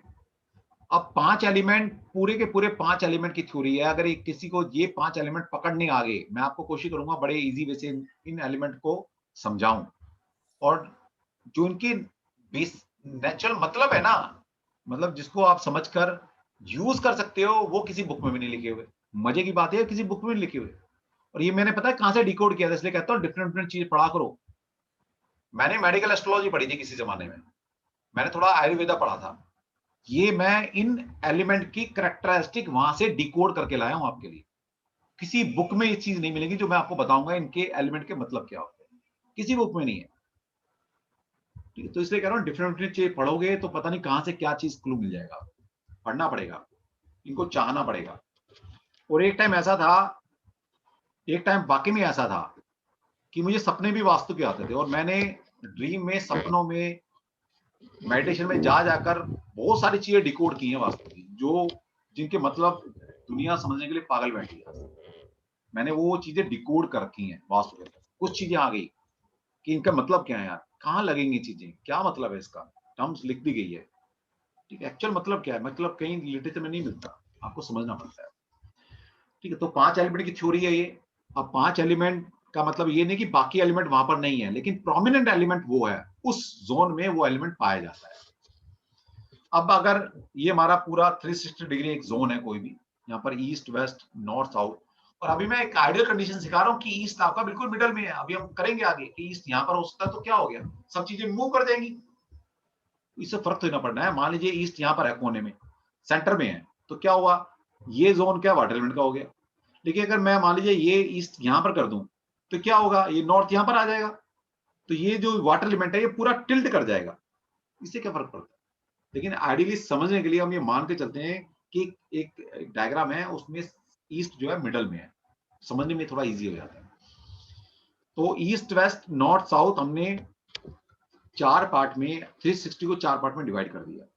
तो अब क्या हुआ, एक जोन कितने डिग्री का बना, एक जोन बना 90 डिग्री का। ठीक, तो इसका मतलब यह है कि ईस्ट से लेकर नॉर्थ तक, ईस्ट, नॉर्थ ईस्ट और नॉर्थ का जोन जो है वो वाटर एलिमेंट का जोन है, जल तत्व की दिशा है, यहाँ पर जल प्रोमिनेंट होता है। इसके बाद ईस्ट, साउथ ईस्ट और जो साउथ का जोन है, ये सारा ये फायर का जोन है, ये अग्नि तत्व का जोन है। जो साउथ, साउथ वेस्ट और वेस्ट का जोन है, यहाँ पर अर्थ एलिमेंट पाया जाता है, पृथ्वी तत्व। और इसके बाद जो है वेस्ट, नॉर्थ वेस्ट और जो नॉर्थ का जोन है, यहाँ पर क्या पाया जाता है, एयर एलिमेंट। और इन बेसिकली होते हमारे पास 5 एलिमेंट हैं।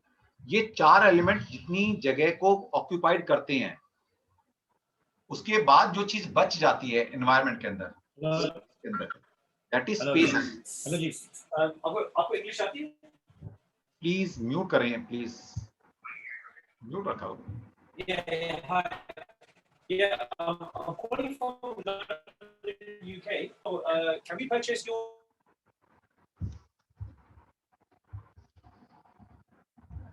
तो वेस्ट, नॉर्थ वेस्ट और north, that is air element, ये एयर एलिमेंट का जोन है। ठीक, और जो बच जाता है, हम स्पेस को एक सिग्निफाई करते हैं, या कहते हैं कि भाई सिंबॉलिकली हम ब्रह्म स्थान को स्पेस से सिग्निफाई करते हैं। लेकिन ऐसा ये नहीं है कि स्पेस एलिमेंट सिर्फ यही मिलेगा, हर जगह स्पेस एलिमेंट है। इन 4 एलिमेंट के बाद मान लीजिए एक रूम है आपके पास, उस रूम के अंदर आपका जितना भी सॉलिड मटेरियल रखा हुआ है, आपके दरवाजे हैं, आपके सोफा सेट है, आपके अलमीराज है, आपके चेयर है, जितनी भी सॉलिड मटेरियल है जिसको आप आई से देख पा रहे हैं, दैट इज अर्थ एलिमेंट। जितना उस रूम के अंदर जल रखा है, मान लीजिए कोई लिक्विड रखा हुआ है, दैट इज वाटर एलिमेंट। जितनी वहां पर लाइट है, रोशनी है, सनराइज आ रही है, आपने बल्ब जला रखा है, that is fire element in that particular room. और उस रूम के अंदर आपने वेंटिलेशन खोला हुआ है, खिड़की दरवाजे, खिड़कियां खोली हुई हैं, विंडोज हैं, तो वहां से एयर सर्कुलेट कर रही है, तो एयर एलिमेंट फ्लो कर रहा है आपके उस रूम के अंदर। इसके बाद जो खाली जगह बच जाते हैं, दैट इज स्पेस। तो इसका मतलब है इन 4 के बाद ये 4 एलिमेंट कहां पाए जाते हैं, किसी स्पेस के अंदर पाए जाते हैं। इसलिए स्पेस एलिमेंट जो है सबसे बड़ा एलिमेंट है, क्योंकि ये चारों एलिमेंट जहां पर मौजूद होते हैं वो किसी स्पेस में होते हैं। तो स्पेस एलिमेंट सबसे बड़ा एलिमेंट है, सबसे प्रोमिनेंट एलिमेंट है। और आज की डेट में हम लोगों ने अपने घरों में स्पेस एलिमेंट को खत्म कर लिया, सबने खत्म किया हुआ स्पेस एलिमेंट।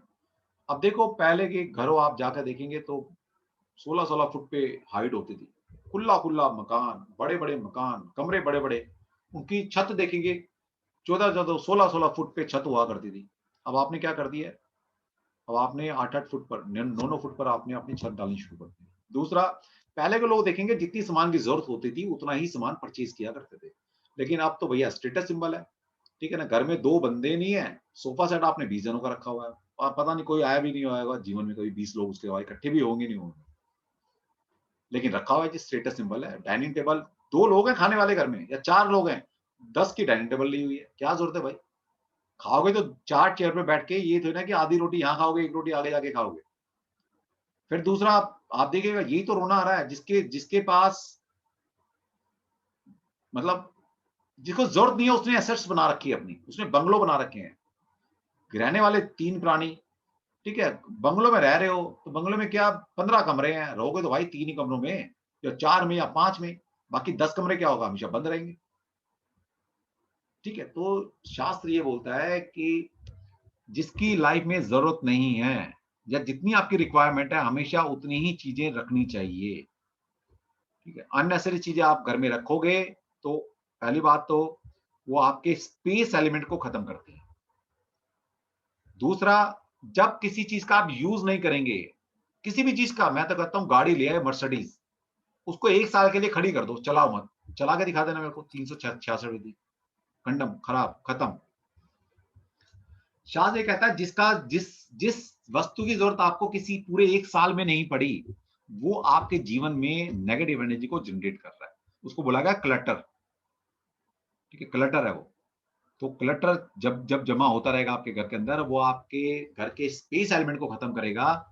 और घर का स्पेस एलिमेंट आपकी बॉडी को स्पेस एलिमेंट को खत्म करेगा, और जैसे जैसे आपकी बॉडी का स्पेस एलिमेंट खत्म होना शुरू होगा, आपने सोचने समझने की शक्ति खत्म हो जाएगी। एक होता है ना विजन, आपका विजन खत्म होता चला जाएगा, आपका जुपिटर कमजोर होता चला जाएगा, क्योंकि जो जुपिटर है वो एक्सपेंशन का कारक बोला गया है, स्पेस एलिमेंट का कारक है जुपिटर, ठीक है। और ये बहुत अच्छी रेमेडी बता रहा हूं मैं आपको, जिसका जुपिटर कुंडली में पिटा हुआ है वो हमेशा ऊंचे मकान में रहे, ऊंचाई पर रहे, खुला रहे, खुला रखो, कम से कम सामान रखो अपने जगह में।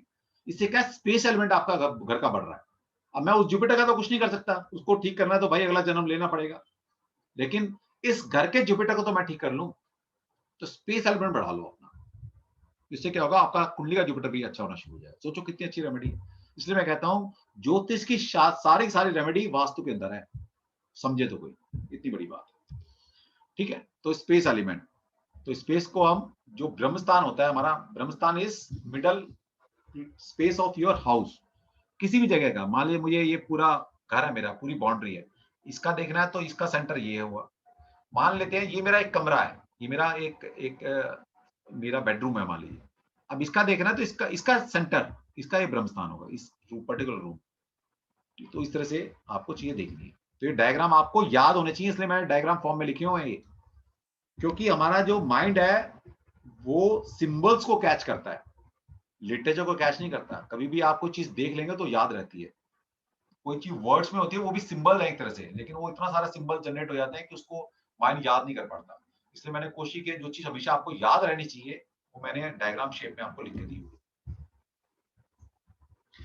ये तो था हमारा, जब हम किसी भी दिशा के 4 पार्ट करेंगे, अगर इसी के हम मान लें 3x3 9 पार्ट कर दें तो फिर क्या होगा, तो फिर ये होगा, ईशान में तो हमेशा, ईशान कोण में हमेशा वाटर एलिमेंट होता है, साउथ ईस्ट में हमेशा फायर एलिमेंट होगा, साउथ वेस्ट में हमेशा अर्थ एलिमेंट होगा, नॉर्थ वेस्ट में हमेशा एयर एलिमेंट होगा। तो जो मिडल हुआ तो इसमें आधा एयर हो जाएगा, आधा अर्थ हो जाएगा, सिंपल। नॉर्थ में क्या होगा, थोड़ी एयर हो जाएगी, थोड़ा वाटर एलिमेंट हो जाएगा, क्योंकि नॉर्थ में दोनों एलिमेंट पाए जाते हैं। इस तरह ईस्ट में क्या होगा, यहाँ से वाटर आएगा, यहाँ से एयर फायर आएगी। तो ईस्ट में क्या होगा, वाटर एलिमेंट और फायर एलिमेंट दोनों पाए जाते हैं। अब हमने क्या किया, इसमें 8, पहले तो हमने 4 दिशाओं पर काम किया था, अब हम 8 दिशाओं पर काम कर रहे हैं। तो इस तरह से अभी 16 दिशाओं पर भी काम करेंगे। तो इस तरह से आपको पता होना चाहिए कि अगर मैं किसी को 16 दिशाओं में, 8 दिशाओं में कन्वर्ट कर देता हूं तो ईस्ट में हमें वाटर एंड फायर एलिमेंट दोनों मिलते हैं। इसलिए किचन जो है कई बार नॉर्थ ईस्ट में नहीं बना सकते तो ईस्ट में भी बना सकते हो, क्योंकि kitchen is what, kitchen is fire element. Kitchen में प्रोमिनेंट एलिमेंट क्या होता है, फायर। उसको फायर के जोन में कर सकते हो या उसके मित्र के, उसके फ्रेंडली जोन में आप जाके कर सकते हो। तो इसलिए यहां करेंगे तो एग्जैक्ट प्योर फायर है यहाँ पर साउथ ईस्ट में, तो इसलिए बोला गया south east is the best direction for your kitchen. लेकिन अगर नहीं है तो ईस्ट में बना लो। ईस्ट में भी क्या है, फायर एलिमेंट तो मिल रहा है, ठीक है, वाटर भी है तो क्या हो गया, फायर भी तो है, हमें तो फायर चाहिए या उसका मित्र एलिमेंट चाहिए। तो जहां जहां पर ये रहेगा वहां पर हम बना लेंगे। ये सारी चीज आगे रूम डिजाइन करेंगे, एक एक चीज लगने वाली है, कोई भी चीज बिना मतलब में नहीं लिखी यहाँ पर, ये ध्यान रख लेना आप। ये आपको सब चीज याद होनी चाहिए, तभी आप आगे के लेक्चर को एक अच्छे से कनेक्ट कर पाएंगे। आगे है त्रिदोष। त्रिदोष एज पर आयुर्वेदा। आयुर्वेद ये कहता है कि जितनी भी तरह की डिजीज होती है आपको, वो किसी ना किसी इन्हीं 3 दोषों के, त्रिदोषों के डिस्टर्ब होने से होंगी। ये वात पित्तन कफ, 3 तरह की त्रिदोष होते हैं, वात पित्तन कफ। एज पर आयुर्वेदा आपको कोई भी डिजीज लगेगी, कोई भी डिजीज आपको होएगी, वो तभी होगी जब इन तीनों में, त्रिदोष में से कोई भी एक दोष आपका इम्बैलेंस हो जाएगा, तो आपको कोई ना कोई बीमारी होगी। और जो त्रिदोष में जो इम्बैलेंस होगा उसी से रिलेटेड आपको बीमारी होगी, सिंपल सी बात। और एज पर आयुर्वेदा ये बता दूं आपको, वात पित्तन कफ में से जो 60% आपको डिजीज होती हैं वो वात रोग से होती हैं, वायु रोग जिनको बोला जाता है। और जो 20% है वो आपकी वाटर जनित रोग होते हैं, वाटर से जनरेट होती हैं वो डिजीज आपको, और बाकी है पित्त से। तो इसका मतलब है, अभी देखिए 60% अकेला ये लेके बैठा हुआ है वात, और कफ 20% और पित्त 20%। तो मैक्सिमम बीमारी किससे हुई, वात से, वायु रोग। इसलिए सैटर्न को नेचुरल कारक बोला गया है डिजीज का, इसलिए बोला गया क्योंकि वायु जो देवता है is govern by the Saturn. Shani को जो वायु है वो शनि से कोरिलेट किया गया है वायु को, और ये होती भी वायु के जोन में है। देखिए तो वात वायु है, ये शनि यहाँ पर रूल कर रहा है वेस्ट में, और यहाँ पर ही वायु जो देवता है वो पाए जाते हैं या वायु तत्व पाया जाता है। और वात रोग ज्यादातर शनि से होते हैं, और इसलिए शनि को नेचुरल कारक मान लिया गया है डिजीज का। ठीक है, तो अब ये कहाँ पाए जाते हैं ये आपको पता होना चाहिए। अब सिंपल सी बात है, कफ रोग किससे होगा? वाटर एलिमेंट से। कफ का मतलब ही है वाटर एलिमेंट। तो कफ कहां पर होगा? जहां पर वाटर एलिमेंट है। तो वाटर एलिमेंट कहां पर होता है? यहाँ पर नॉर्थ, नॉर्थ ईस्ट और ईस्ट में। तो इसी जगह से आपको कफ रोग आएंगे अगर ये जोन बैलेंस नहीं है, ये इम्बैलेंस है, या किसी को कफ रोग हो रखता है। बहुत लोग मैंने देखा है कि उनका जुकाम जाता ही नहीं है, कंजक्शन बना रहता है, सर्दी जुकाम लगे ही रहते हैं उनको। तो समझ लेना उनकी बॉडी का वाटर एलिमेंट डिस्टर्ब है। और उनकी बॉडी का वाटर एलिमेंट डिस्टर्ब तो है ही है, उनके घर का भी वाटर एलिमेंट डिस्टर्ब है। क्योंकि जब तक घर का वाटर एलिमेंट डिस्टर्ब नहीं होगा, आपकी बॉडी का वाटर एलिमेंट डिस्टर्ब हो ही नहीं सकता। ठीक है, ये बोला गया जिस जगह रहोगे तो आप इन्हीं तत्वों की एनर्जी के बीच में रह रहे हो। तो पहली बात तो हो सकता है आपकी कुंडली के अंदर, कुंडली में तो वाटर एलिमेंट है, आपका चंद्रमा डिस्टर्ब है मान लीजिए।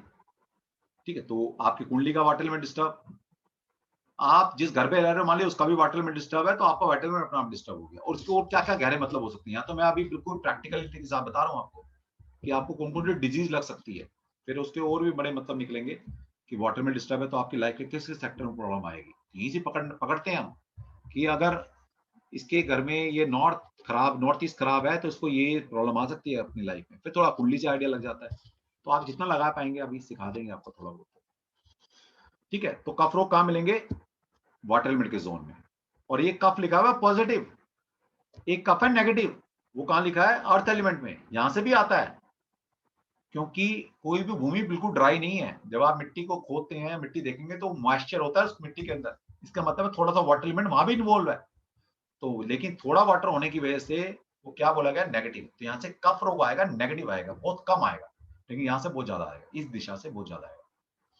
इसके बाद पित्त रोग। पित्त रोग जहां पर फायर होगी वहीं से पित्त रोग आएंगे। पित्त, फायर, जहां फायर है वहीं से पित्त आएगा, तो यहाँ से पित्त रोग आते हैं आपको। और वायु रोग कहाँ से आएंगे? नॉर्थ, नॉर्थ वेस्ट और नॉर्थ, यहाँ से वात रोग आते हैं। यहाँ पर वायु रूल करती है। अगर मान लीजिए आपको कोई ऐसी बीमारी है, आप वात रोग से पीड़ित हैं, मतलब कोई ऐसी डिजीज आपको लगी हुई है जो कि वायु से जनरेट हुई है, और आपका बेडरूम भी कहीं ना कहीं वेस्ट में, नॉर्थ वेस्ट में या नॉर्थ की तरफ है, तो ये समझ लीजिएगा वो बीमारी आपकी रूट से कभी नहीं जाने वाली। जब तक आप इस जोन को नहीं छोड़ेंगे, वो बीमारी आपके रूट से कभी खत्म नहीं होगी। ठीक है, दवाई खाते रहोगे चलती रहेगी, लेकिन रूट से कभी नहीं जाएगी। रूट से खत्म करना है तो ये जोन को छोड़ना पड़ेगा। तो ये हमें मेडिकल पर्पज से ये चार्ट काम आएगा। जब आप किसी का भी वास्तु करने जाएंगे तो आप पूछ सकते हैं कि भाई यहाँ पर हम किसी का, क्योंकि अलग अलग रूम डिजाइन करेंगे, आप बच्चों का अलग रूम डिजाइन करेंगे, मास्टर बेडरूम अलग डिजाइन करेंगे, पेरेंट्स का रूम अलग डिजाइन कर सकते हैं, कोई और बच्चे रहते हैं उनके घर में, परिवार में। जब डिजाइन करेंगे तो वो तो प्रोसेस जो है वो तो बताएंगे आपको, लेकिन सबसे पहले ये भी पूछ लेना कि भाई कोई किसी डिजीज से वो तो नहीं है। क्योंकि अगर आपको मान लो कोई ऐसी बीमारी हो रखी है जो लॉन्ग लास्टिंग बीमारी है, बीपी की बीमारी है, नजला खांसी जुकाम बहुत रहता है, पित्त बहुत बनता है आपको, वात रोग कोई हो रखा है, अर्थराइटिस बीमारी आपको है, तो हार्ट डिजीज किसी ना किसी त्रिदोष से होती है। अगर आपको नहीं पता तो किसी भी आयुर्वेद वाले से पास चले जाना, वो आपको बता देगा। क्योंकि मेरा काम नहीं है ये बताने का, ना मुझे सारी दवाई सब चीजें पता कि भाई कौन सी बीमारी किस त्रिदोष से होती है। ठीक है, तो मुझे पता भी है तो मैं नहीं बताऊंगा आपको, क्योंकि अगर मैंने बता दे तो आप एक्सरसाइज नहीं करोगे, तो खुद मेहनत नहीं करोगे तो वो चीजें नहीं आएंगी। कुछ चीजें मैं इसलिए भी छोड़ देता हूँ या बाद में बताता हूँ कि आप पहले खुद सोचो, खुद से एक्सर्शन लो।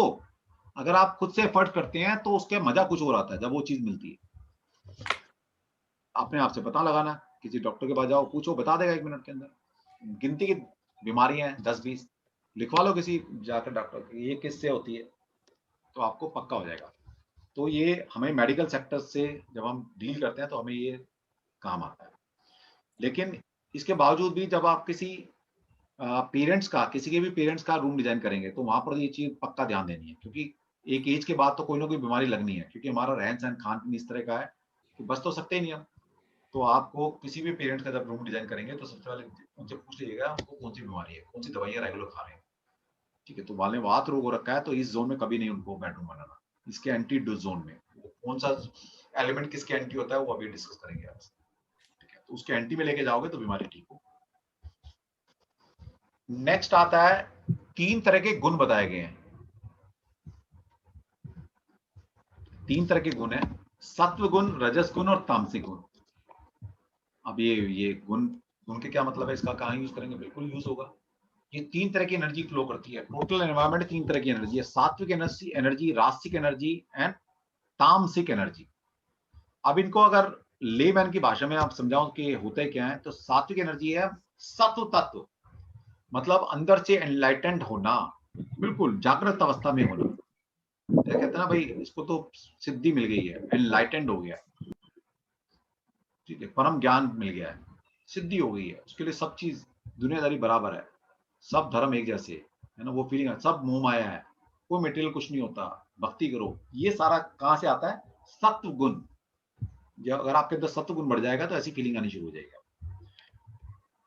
रासिक गुण है जो राशि गुण, चलो बाद में। तामसिक एनर्जी है इनएक्टिवनेस, बिल्कुल, मतलब सत्व है एनलाइटेंड हो जाना, बिल्कुल एक्टिव, हर वक्त एक्टिव, एक्टिवनेस, आत्मा तक जागृत अवस्था में होना है, इस सत्व गुण होना, एक्टिवनेस होना।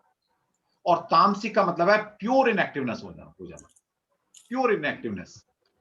और ये दोनों एनर्जी की हमें जरूरत पड़ती है घर के अंदर, दोनों ही चाहिए, लेकिन थोड़ी थोड़ी मात्रा में चाहिए। हमें मेन जिस एनर्जी की जरूरत पड़ती है दैट इज रासिक गुण, रासिक एनर्जी सबसे ज्यादा पड़ती है। और रासिक एनर्जी को कैसे समझे, ना तो हमें प्योर एक्टिव चाहिए घर के अंदर, प्योर एक्टिव नहीं चाहिए। अगर आपके घर के अंदर प्योर सात्विक एनर्जी फ्लो होनी शुरू हो जाएगी ना, तो घर नहीं चलेगा आपका, क्योंकि वहां फीलिंग क्या आएगी, सब मोह माया है, रिश्ते नाते कुछ नहीं होते, ठीक है, रुपया पैसा किसी काम नहीं आने वाला, रिलेशन सब मतलब के हैं, है ना। आत्मा तो अमर है, यहाँ भाई बहन है, मदर फादर है, हस्बैंड वाइफ है, लेकिन खत्म, इसके बाद खत्म हो जाएंगे।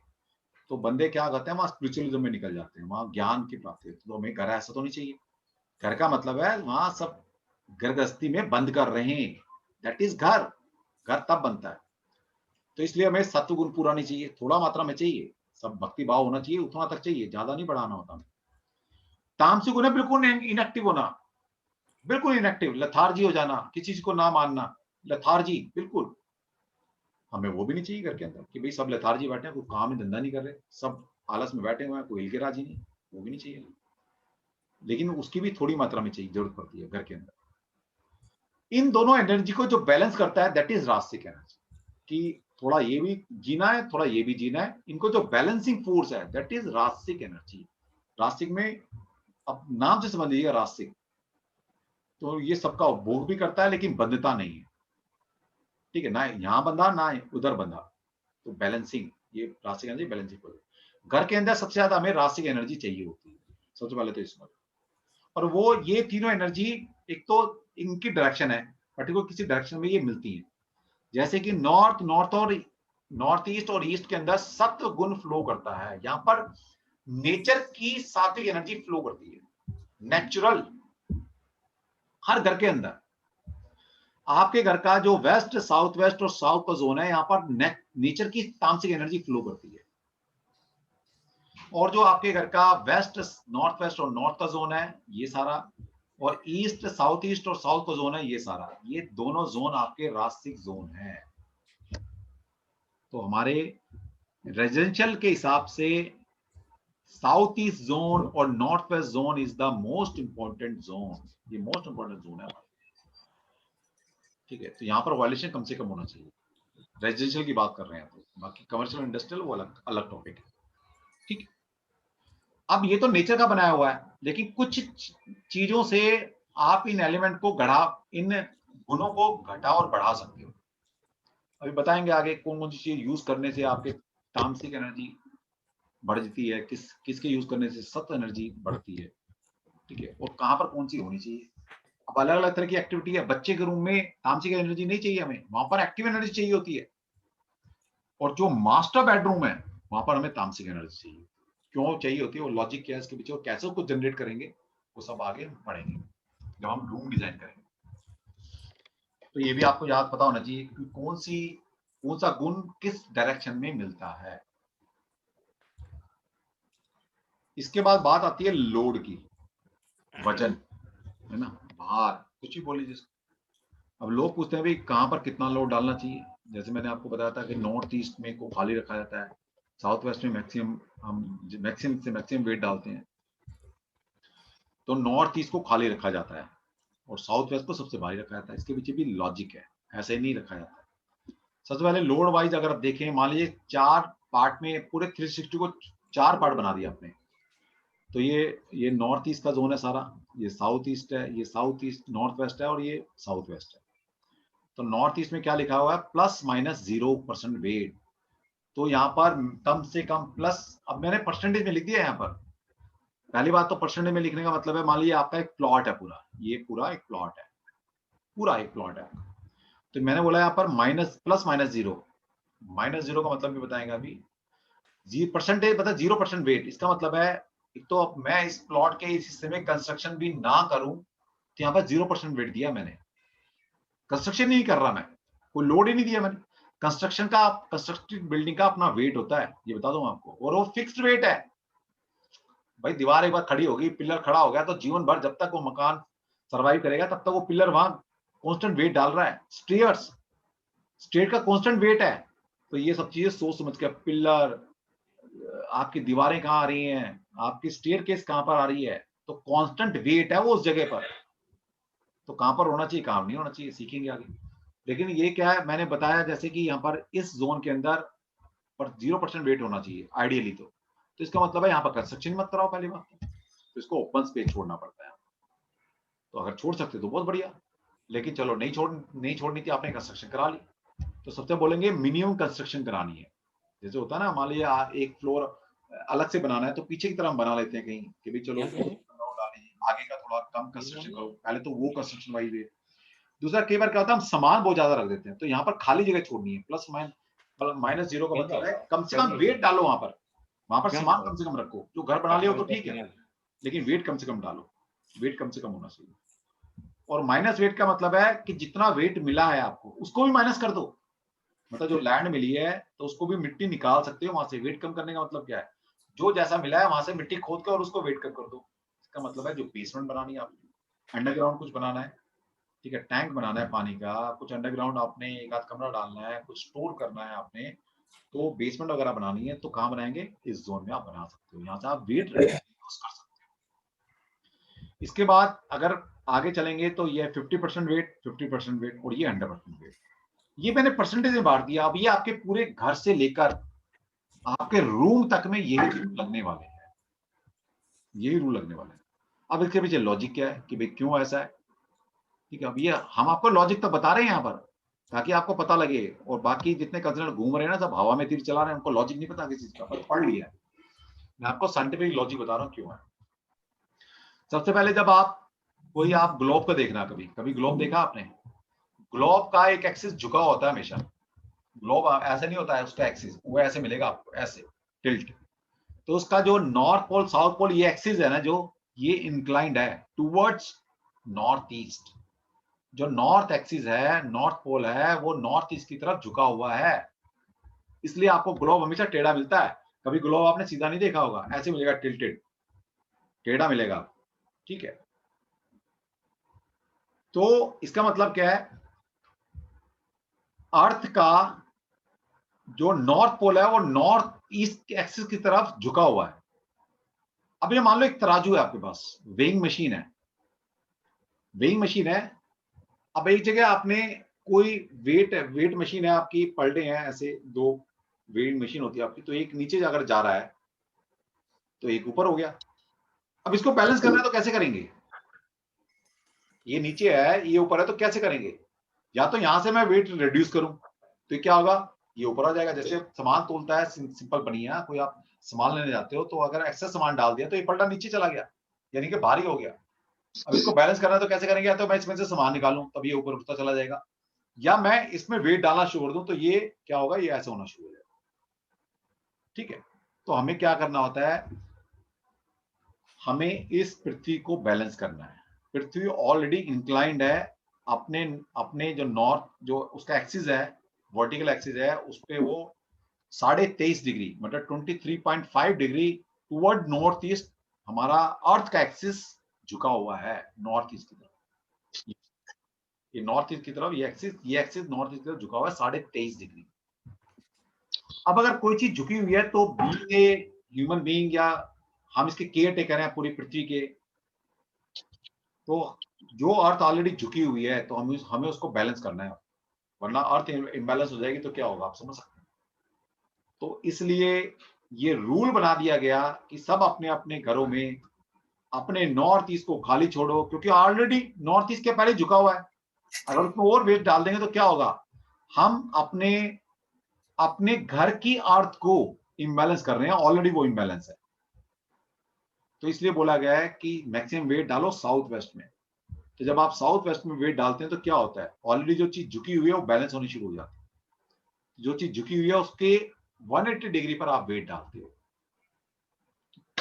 इसलिए साउथ वेस्ट में 100% वेट देने को बोला गया है, और नॉर्थ ईस्ट को इसलिए बोला गया खाली रखो, क्योंकि हमें पूरी अर्थ को बैलेंस करना है। सभी ऐसे करते चले जाएंगे, सबका बैलेंस हो जाएगा, पूरी दुनिया बैलेंस हो जाएगी। ठीक है, तो ये लॉजिक है इसका, इसलिए बोला गया है। वरना किसी से पूछ लेना, ये लॉजिक किसी को नहीं पता। सब बता तो देंगे हाँ जी नॉर्थ ईस्ट खाली होना चाहिए, साउथ ईस्ट भारी होना चाहिए, लेकिन लॉजिक नहीं बताएगा।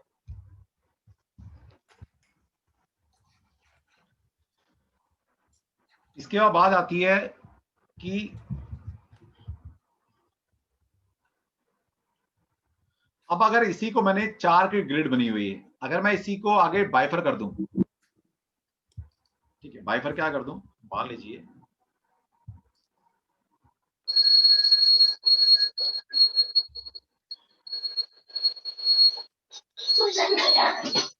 किसी का माइक ऑन है, माइक सबके ऑफ रहेंगे तो ज्यादा बढ़िया आएगा। आपकी देखिए रिकॉर्डिंग हो रही है और ये आप ही को मिलने वाली है, मेरे किसी काम की नहीं है, आपने यूज करना है रिकॉर्डिंग को। जितनी क्लियर रिकॉर्डिंग जाएगी उतना फायदा आपको होने वाला है। अब मैंने क्या कर दिया है, इसके 9 पार्ट कर दिए जैसे वहां पर किए थे। एक पार्ट ये, 2, ये बीच की लाइन नहीं है, ये मान लीजिए ये बीच की लाइन नहीं है। 1 2 3 1 2 3 1 2 3, तो यहाँ क्या कर गया, ये 0% वेट आएगा। ठीक है, हम इसको क्या करेंगे 25% कर देंगे, और ये क्या होगा 50% हो गया, ये क्या होगा 75% हो गया, और ये क्या हो गया 100% हो गया।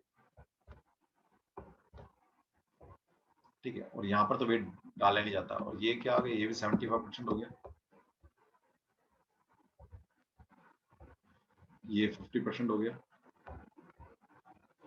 और ये 25% हो गया।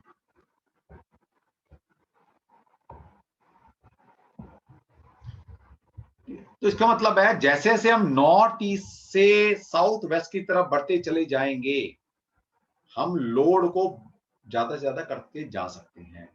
अब ये परसेंटेज मैंने इसलिए लिख दिया कि अब आपको खुद पता होगा, मान लिया आपका एक बेडरूम है, अब आपको पता है कि बेडरूम के अंदर मेरा सबसे हैवी चीज क्या है मेरे बेडरूम में, बेड। तो बेड कहाँ लगाना है, सिंपल सी बात है, जहां पर 75% या 75% या 100% वेट डाल सकता हूँ वहां पर अपने बेड रखना है। उससे हल्की चीज क्या है, चलो आपने कोई चेयर वेट डाली हुई है तो चलो मैं यहाँ डाल लूंगा। उससे हल्की चीज क्या है, कोई अलमीरा है आपके पास। ठीक है, तो इस तरह से आप अपने रूम को पूरे घर से लेकर अपने रूम से लेकर अपने वर्किंग डेस्क तक ये डिजाइन कर सकते हो आप। वर्किंग जो डेस्क होती है आपकी, एक टेबल तक को इस तरह डिजाइन कर सकते हो आप कि पहले जहां नॉर्थ ईस्ट है उसको हल्का रखो, वहां सामान हल्के से हल्का रखना चाहिए। उसके हिसाब से आप उसको इंक्रीजिंग ऑर्डर में जो चीज भारी है फिर और भारी है फिर और भारी है, उसको आप अपने रूम के अंदर प्लेस कर सकते हैं।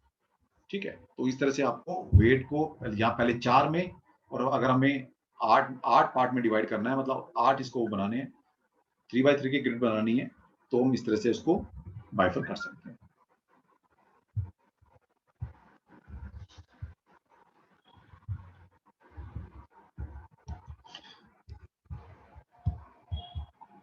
इसके बाद आता है हमारा थोड़ा ज्योतिष। ज्योतिष में क्या है, जिसको ज्योतिष बिल्कुल नहीं आता घबराने की जरूरत नहीं है, क्योंकि हम यहाँ ज्योतिष में जितनी जरूरत पड़ेगी उतनी बता देंगे आपको। ज्योतिष में क्या होता है, 12 भाव होते हैं, इनको 12 कुंडली के भाव बोल सकते हैं, 12 खाने बोलिए, 12 हाउसेस बोलिए, कुछ ही बोल सकते हो आप। 12 हाउसेज में हर हाउस कुछ ना कुछ देता है, बता देंगे आपको उनके फर्स्ट हाउस की क्या कैरेक्टरिस्टिक है, सेकंड की क्या, थर्ड की क्या क्या मिलता है, वो आपको सब सिखा देंगे। लेकिन आपकी कुंडली के जो 12 भाव हैं, 12 हाउसेज हैं, ये हाउसेज आपके घर के किसी ना किसी दिशा को रिप्रेजेंट करते हैं। हर दिशा किसी ना कुंडली के किसी ना किसी भाव को कोरिलेट करती है या रिप्रेजेंट करती है। जैसे भी आपकी कुंडली का फर्स्ट हाउस है, इसको बोला जाता है पहला भाव, फर्स्ट हाउस, या इसको बोलते हैं लगन, लगना। तो आपका जो ईस्ट है, आपके घर का जो ईस्ट है, वो आपकी कुंडली के, आपकी नहीं, हर किसी की कुंडली के लगन को रिप्रेजेंट करेगा। मतलब ईस्ट डायरेक्शन जो है किसी भी कुंडली को, कुंडली के ईस्ट फर्स्ट हाउस को रिप्रेजेंट करता है। जब आपको पता लगे ये मेरा ईस्ट है, तो वेस्ट तो वैसे ही पता लग जाएगा। कैसे? आपको पता है ईस्ट से 180 डिग्री बिल्कुल अपोजिट वेस्ट होता है, तो इसके अपोजिट हाउस कौन सा है? 7th house. तो इसका मतलब है ये 7वां घर जो है, ये आपकी कुंडली का जो 7वां घर है, वो आपके घर के वेस्ट डायरेक्शन को रिप्रेजेंट करता है। जब मुझे ईस्ट और वेस्ट पता लग गया, तो नॉर्थ और साउथ तो वैसे ही पता लग जाएंगे। आपका जो लेफ्ट हैंड होता है, मतलब ईस्ट की तरफ आपका फेस है, आपका जो लेफ्ट हैंड है दैट इज नॉर्थ। तो ये कुंडली का 4th हाउस है, ये नॉर्थ डायरेक्शन को रिप्रेजेंट करता है। और जो कुंडली का 10th हाउस है, वो वास्तु के अंदर आपके साउथ दिशा को रिप्रेजेंट करेगा। जब ईस्ट, वेस्ट और नॉर्थ और साउथ समझ में आ गया हमें, तो फिर तो कोई दिक्कत नहीं है। फिर हम क्या करेंगे? अब ये ईस्ट है, ये साउथ है, तो ये क्या होगा? ये साउथ ईस्ट। तो यहां पर मैं लिख दूंगा साउथ ईस्ट।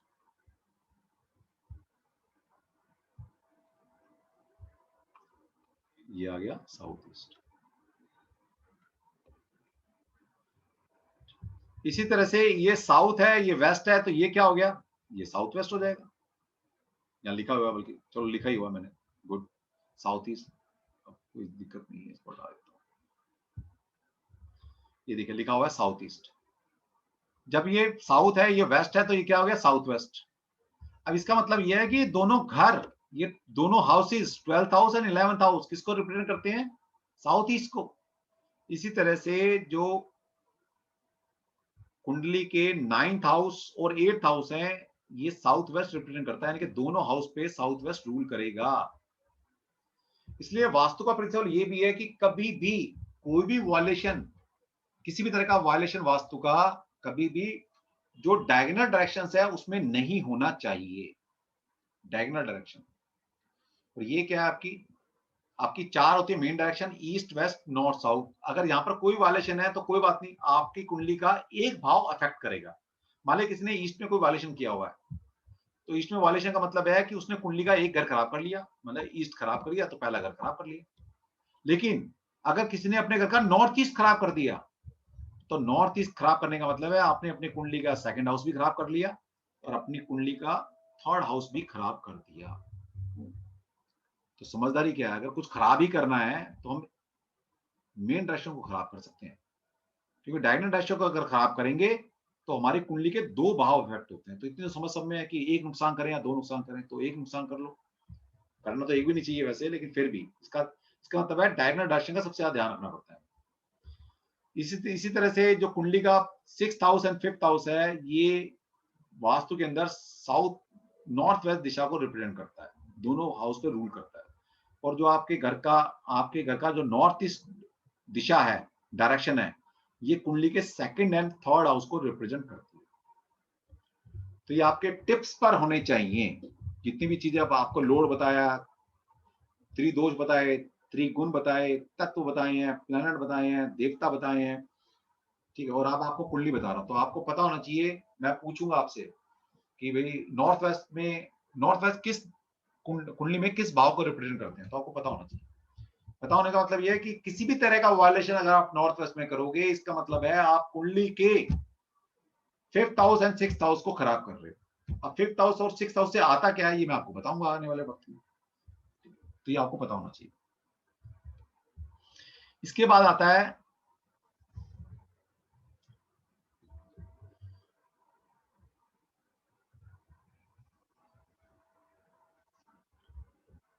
ये भाव नहीं है, बेसिकली राशि है, इसको ठीक कर लेना।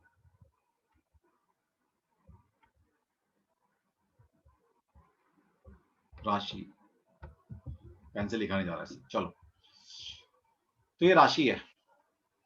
तो आपको पता है आपके 12 जोडिएक साइन होते हैं, राशि मतलब जोडिएक साइन। तो आपके 12 जोडिएक साइन होते हैं, 12 राशियां होती हैं। हिंदी में मेष राशि से लेकर मीन राशि तक होती है, और इंग्लिश में इनको बोलते हैं एरीज साइन से लेकर पाइसिस साइन।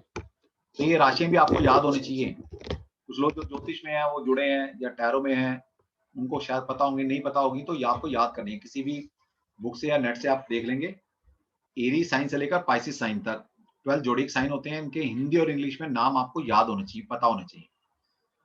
उनको हम नंबर से रिप्रेजेंट करते हैं, क्योंकि ये जो राशि का सीक्वेंस है दैट इज फिक्स्ड। जो पहले नंबर पे राशि होगी, पहली राशि होगी दैट इज मेष राशि, इंग्लिश में है एरीज साइन, और उसको हम किससे रिप्रेजेंट करते हैं? न्यूमेरिकल वैल्यू 1 से रिप्रेजेंट करते हैं। इस तरह जो फिफ्थ राशि है दैट इज सिंह राशि। सिंह मतलब हिंदी इंग्लिश में है लियो साइन। तो आपको हिंदी इंग्लिश में नाम याद होने चाहिए, और नंबर से भी याद होना चाहिए कि ये नंबर जो है ये किस राशि को रिप्रेजेंट करता है।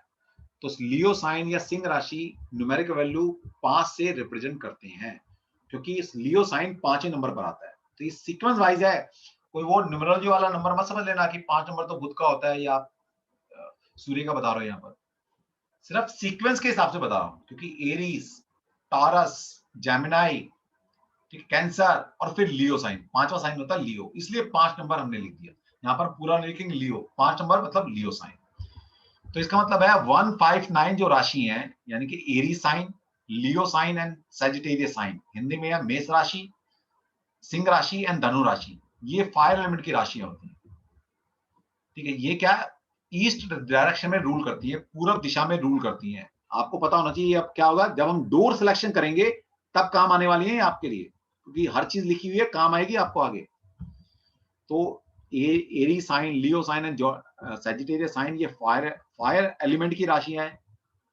तो ये ज्योतिष में भी एलिमेंट हैं, प्लैनेट। आपको खैर यूज नहीं आएगा, लेकिन जब आप अच्छा ज्योतिषी बनना चाहते हो तो आपको ये भी पता होना चाहिए कौन कौन से राशियां कौन कौन से एलिमेंट को बताती हैं, कौन कौन से प्लैनेट किस किस एलिमेंट से गवर्न हो रहे हैं, और वो ही वास्तु में भी आप चीज लगा सकते हैं। तो 159 जो राशियां फायर एलिमेंट की राशियां हैं, ईस्ट डायरेक्शन में ये राशियां रूल करती हैं, और पित्त प्रदान, ये पित्त देती हैं। ये आपको पता है फायर एलिमेंट क्या देगा? पित्त देगा। 2, 6 एंड 10, 2, 6, 10, इसको बोलते हैं अर्धी राशियां। 2, 6 एंड 10 यानी कि टॉरस साइन, आपके Virgo sign and Capricorn sign, Rishabh राशि, कन्या राशि और मकर राशि, ये अर्थ एलिमेंट को रिप्रेजेंट करती है। और ये राशियां जो रूल करती हैं दैट इज साउथ दिशा पे रूल करती हैं। ठीक, और इसके क्या है मिक्स्ड प्रभाव आते हैं, वात पित्त कफ तीनों चीज दे सकते हैं।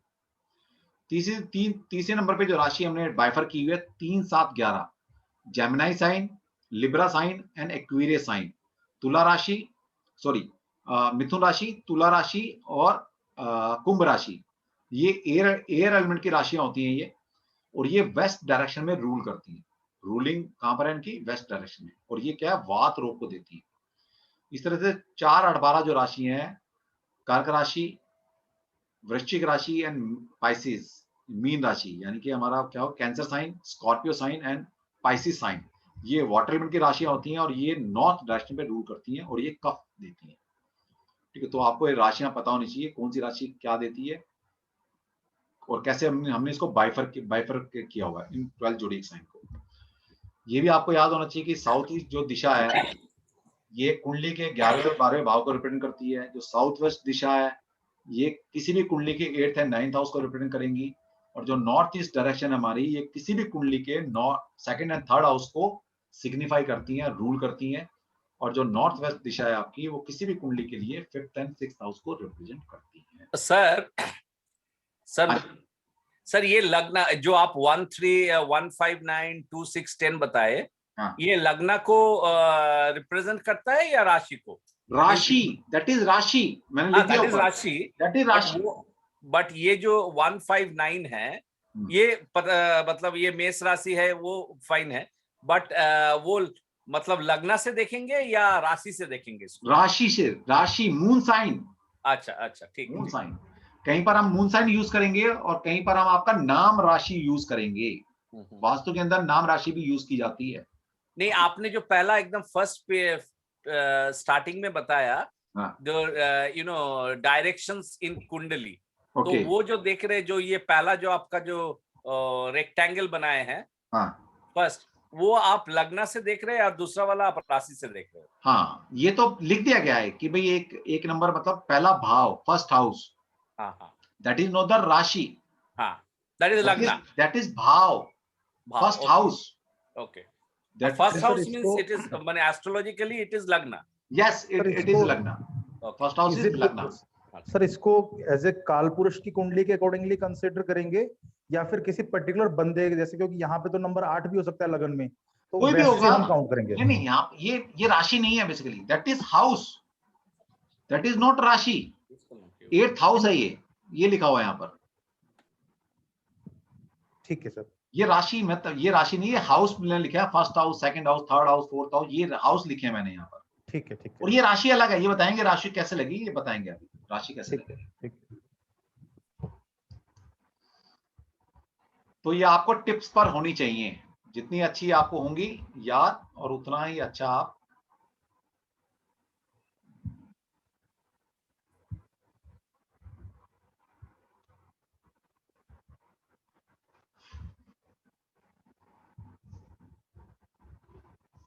आप थोड़े स्पेक्ट्रम में बता देता हूं आपको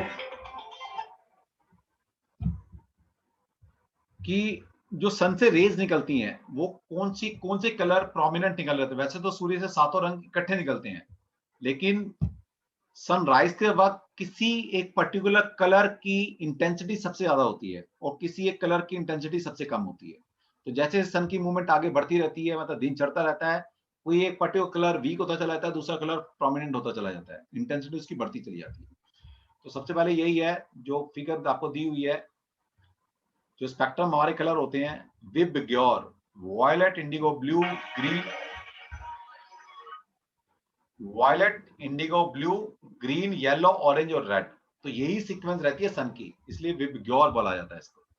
तो सनराइज मान लीजिए ईस्ट से होता है, ईस्ट से होने से पहले नेचर के अंदर सूर्य नजर नहीं आया, क्योंकि सनराइज का टाइम वो दिया होता है जब सन आपको दिखना शुरू हो जाए, और सन निकला नहीं है, इसका मतलब ये नहीं है कि रोशनी आनी शुरू हो जाती है। सन नहीं नजर आ रहा हमें, लेकिन रोशनी आ गई है, इसका मतलब है सनराइज तो तब बोलते हैं तब सन हमें दिखना शुरू होता है, उसको एक एक्सिस पर, अर्थ एक्सिस पर निकल आता है, दिखता है। लेकिन उससे पहले एनवायरनमेंट के अंदर थोड़ी रोशनी खत्म हो जाती है, अंधकार खत्म हो जाता है और थोड़ी थोड़ा रोशनी शुरू हो जाती है। तो उस वक्त के अंदर सन जो है, जब सूर्य बिल्कुल निकलने से पहले, सनराइज का टाइम जो देखेंगे आप, उससे आधा घंटा पहले या 15 मिनट पहले सन क्या है, यूवी रेस, अपनी यूवी रेस को, अल्ट्रावायलेट रेस को अर्थ के ऊपर भेजता है। तो इसका मतलब है नॉर्थ ईस्ट में क्या है, लगभग यूवी रेस या नॉर्थ ईस्ट के आसपास, ठीक है, तो यूवी रेस पाई जाती है। तो इसलिए ये जोन सबसे बढ़िया है। अभी और भी सीखेंगे इसके बारे में जैसे जैसे हम आगे बढ़ते रहेंगे। तो यहाँ क्या है, ईस्ट के आसपास हम इंडिगो, मतलब नॉर्थ ईस्ट और ईस्ट के बीच में इंडिगो कलर सबसे ज्यादा मिलता है। फिर क्या है, ईस्ट में और ईस्ट के आसपास सबसे ज्यादा क्या मिलेगा, blue colour. Sir, Indigo colour को कैसे डिफाइन करेंगे, थोड़ा सा मतलब आपके कैसा सा होगा? इंडिगो में क्या था, वायलेट और इंडिगो में दो ही फर्क है। इंडिगो में क्या होता है, ऑरेंज कलर थोड़ा ज्यादा रहता है, मतलब ऑरेंज शेड थोड़ा सा रहेगा, पर्पल कलर जिसको बोलते हैं। सर आयोडीन का कलर रहेगा, और इंडिगो आयोडीन अब सर आयोडीन भी नहीं देखा हो किसी ने, तो फिर क्या कैसे बात बनेगी? नहीं सर, इंडिगो फ्लाइट का प्लेन का जो ब्लू है वो इंडिगो कलर है। हाँ, एक होता है वॉयलेट, मतलब देख लेना, आपको समझ में आ जाएगा। वॉयलेट और इंडिगो कलर देखिएगा, मैं देखूंगा, अगर हो सका तो स्लाइड कोई होगी मेरे पास तो दिखा दूंगा मैं आपको, ठीक है, समझ में आ जाएगा इंडिगो और वॉयलेट कलर में फर्क क्या होता है।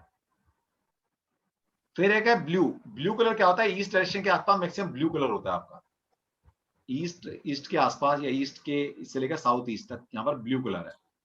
फिर आपका साउथ ईस्ट के आसपास जो है ग्रीन कलर ज्यादा प्रोमिनेंट होता है, तभी इसको ग्रीन कलर को क्या बोला गया है, बैलेंसिंग कलर है ना, इसलिए बैलेंसिंग कलर। और यहाँ के बाद क्या होता है, गर्मी शुरू होती है, यहाँ तक ठीक है, तो इसलिए देखा होगा आपने ग्रीन कलर क्या है, न्यूट्रल कलर बोला गया ग्रीन कलर को। ग्रीन कलर को कोई भी यूज कर सकता है। जैसे पहले एक मतलब होता था, जब आप हॉस्पिटल में होते जाते थे पहले, अब से 20 साल पहले, तो वहां पर आप देखिएगा कर्टेन हो, ब्लैंक शीट हो आपकी, ठीक है, पिल्लो कवर हो, बेड शीट हो, सारी ग्रीन मिलती थी।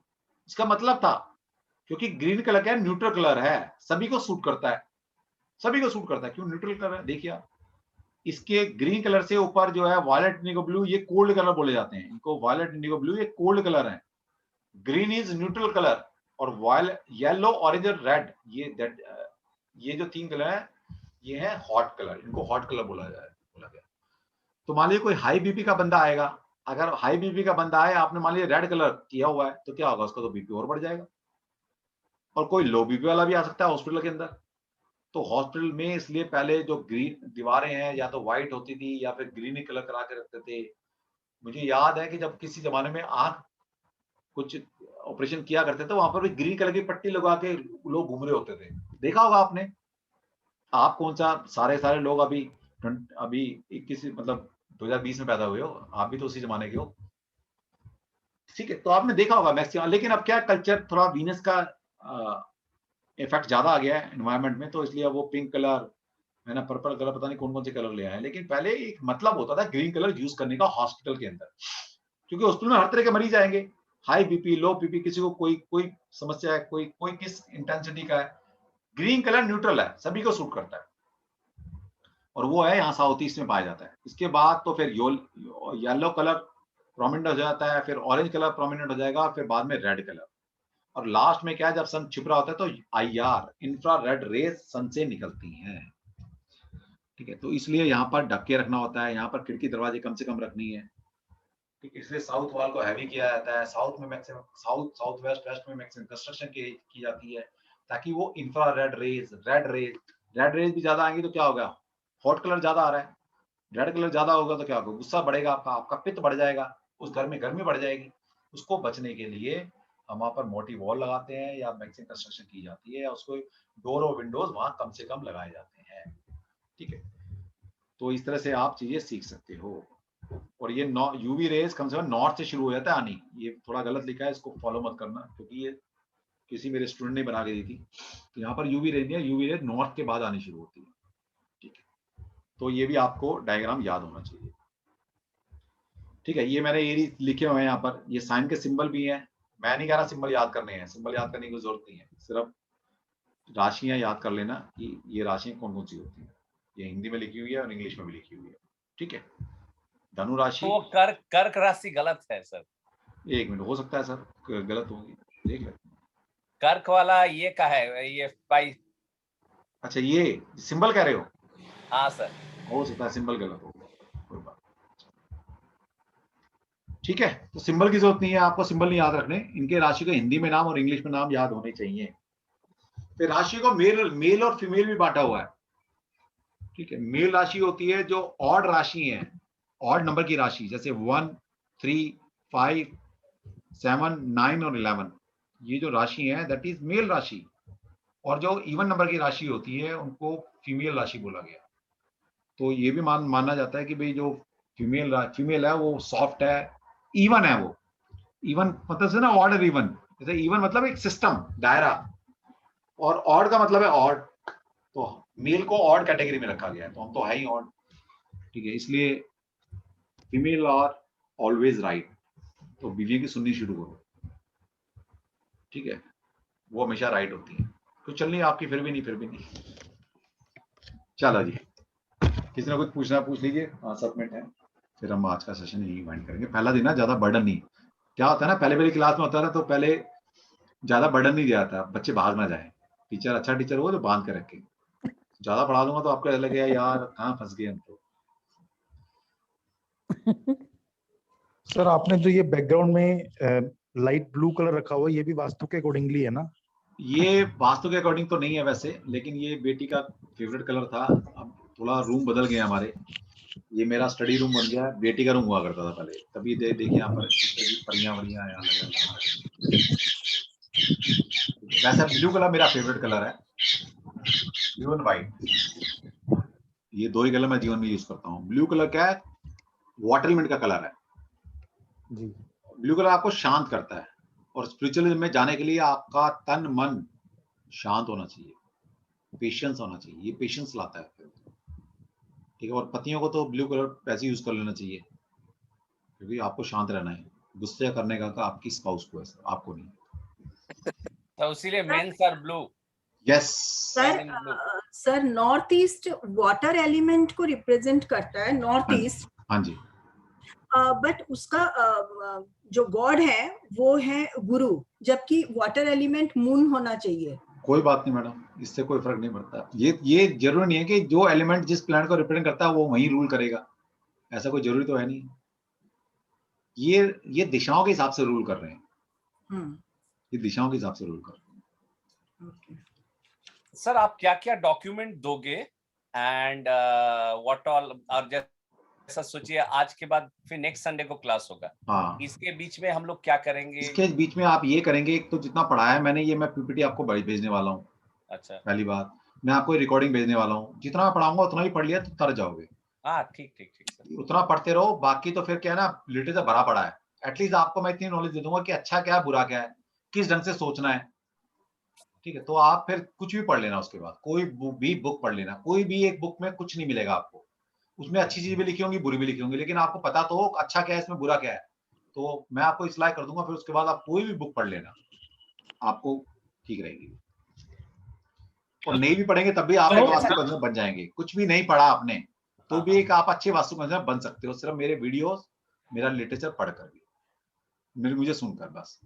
सर जैसा एलिमेंट कोई भी प्रॉब्लम, कोई भी प्रॉब्लम मतलब किसी को है, किसी को मेडिकल कुछ प्रॉब्लम है, हाँ जी, वो मतलब vastu as a vastu consultant या वास्तु पर्सन आप सुन के बोल सकते हो कि इसका ये एरिया में प्रॉब्लम है। डेफिनेटली डेफिनेटली, बिल्कुल डेफिनेटली। आपको अभी प्लान की नॉलेज नहीं है, हमें तो थोड़ा प्लान की भी नॉलेज है, तो उसकी कुंडली भी सामने रखी होगी और उसका नक्शा सामने रखा होगा, तो थोड़ा आप कोरिलेट कर पाते हैं, क्योंकि हर प्लेनेट कोई डिजीज देता है आपको।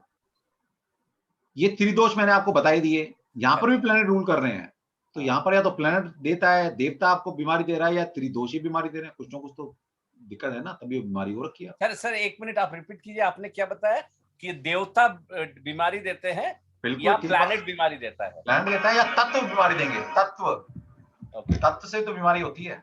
अच्छा, देवता नहीं, देवता नहीं, तत्व एंड त्रिदोष, तत्व एंड त्रिदोष। प्लैनेट, जो प्लैनेट रूल कर रहा है वो भी बीमारी दे सकता है। हर किसी डायरेक्शन में एक पर्टिकुलर प्लैनेट रूल कर रहा है। So sir particular planet rule कर रहा है, ये कैसे पता चलेगा? ये बताया तो है आपको, बट ईस्ट में कौन सा प्लैनेट रूल करता है? सूर्य, सन। अच्छा, नॉर्थ ईस्ट में कौन करता है? जुपिटर। हाँ हाँ हाँ, साउथ ईस्ट में कौन करता है? वीनस। हाँ हाँ। तो हर आदमी के लिए अलग प्लैनेट रूल करेगा या नहीं सबके नहीं, लिए? ये फिक्स है। ओके, ये फिक्स है, सभी के लिए फिक्स है।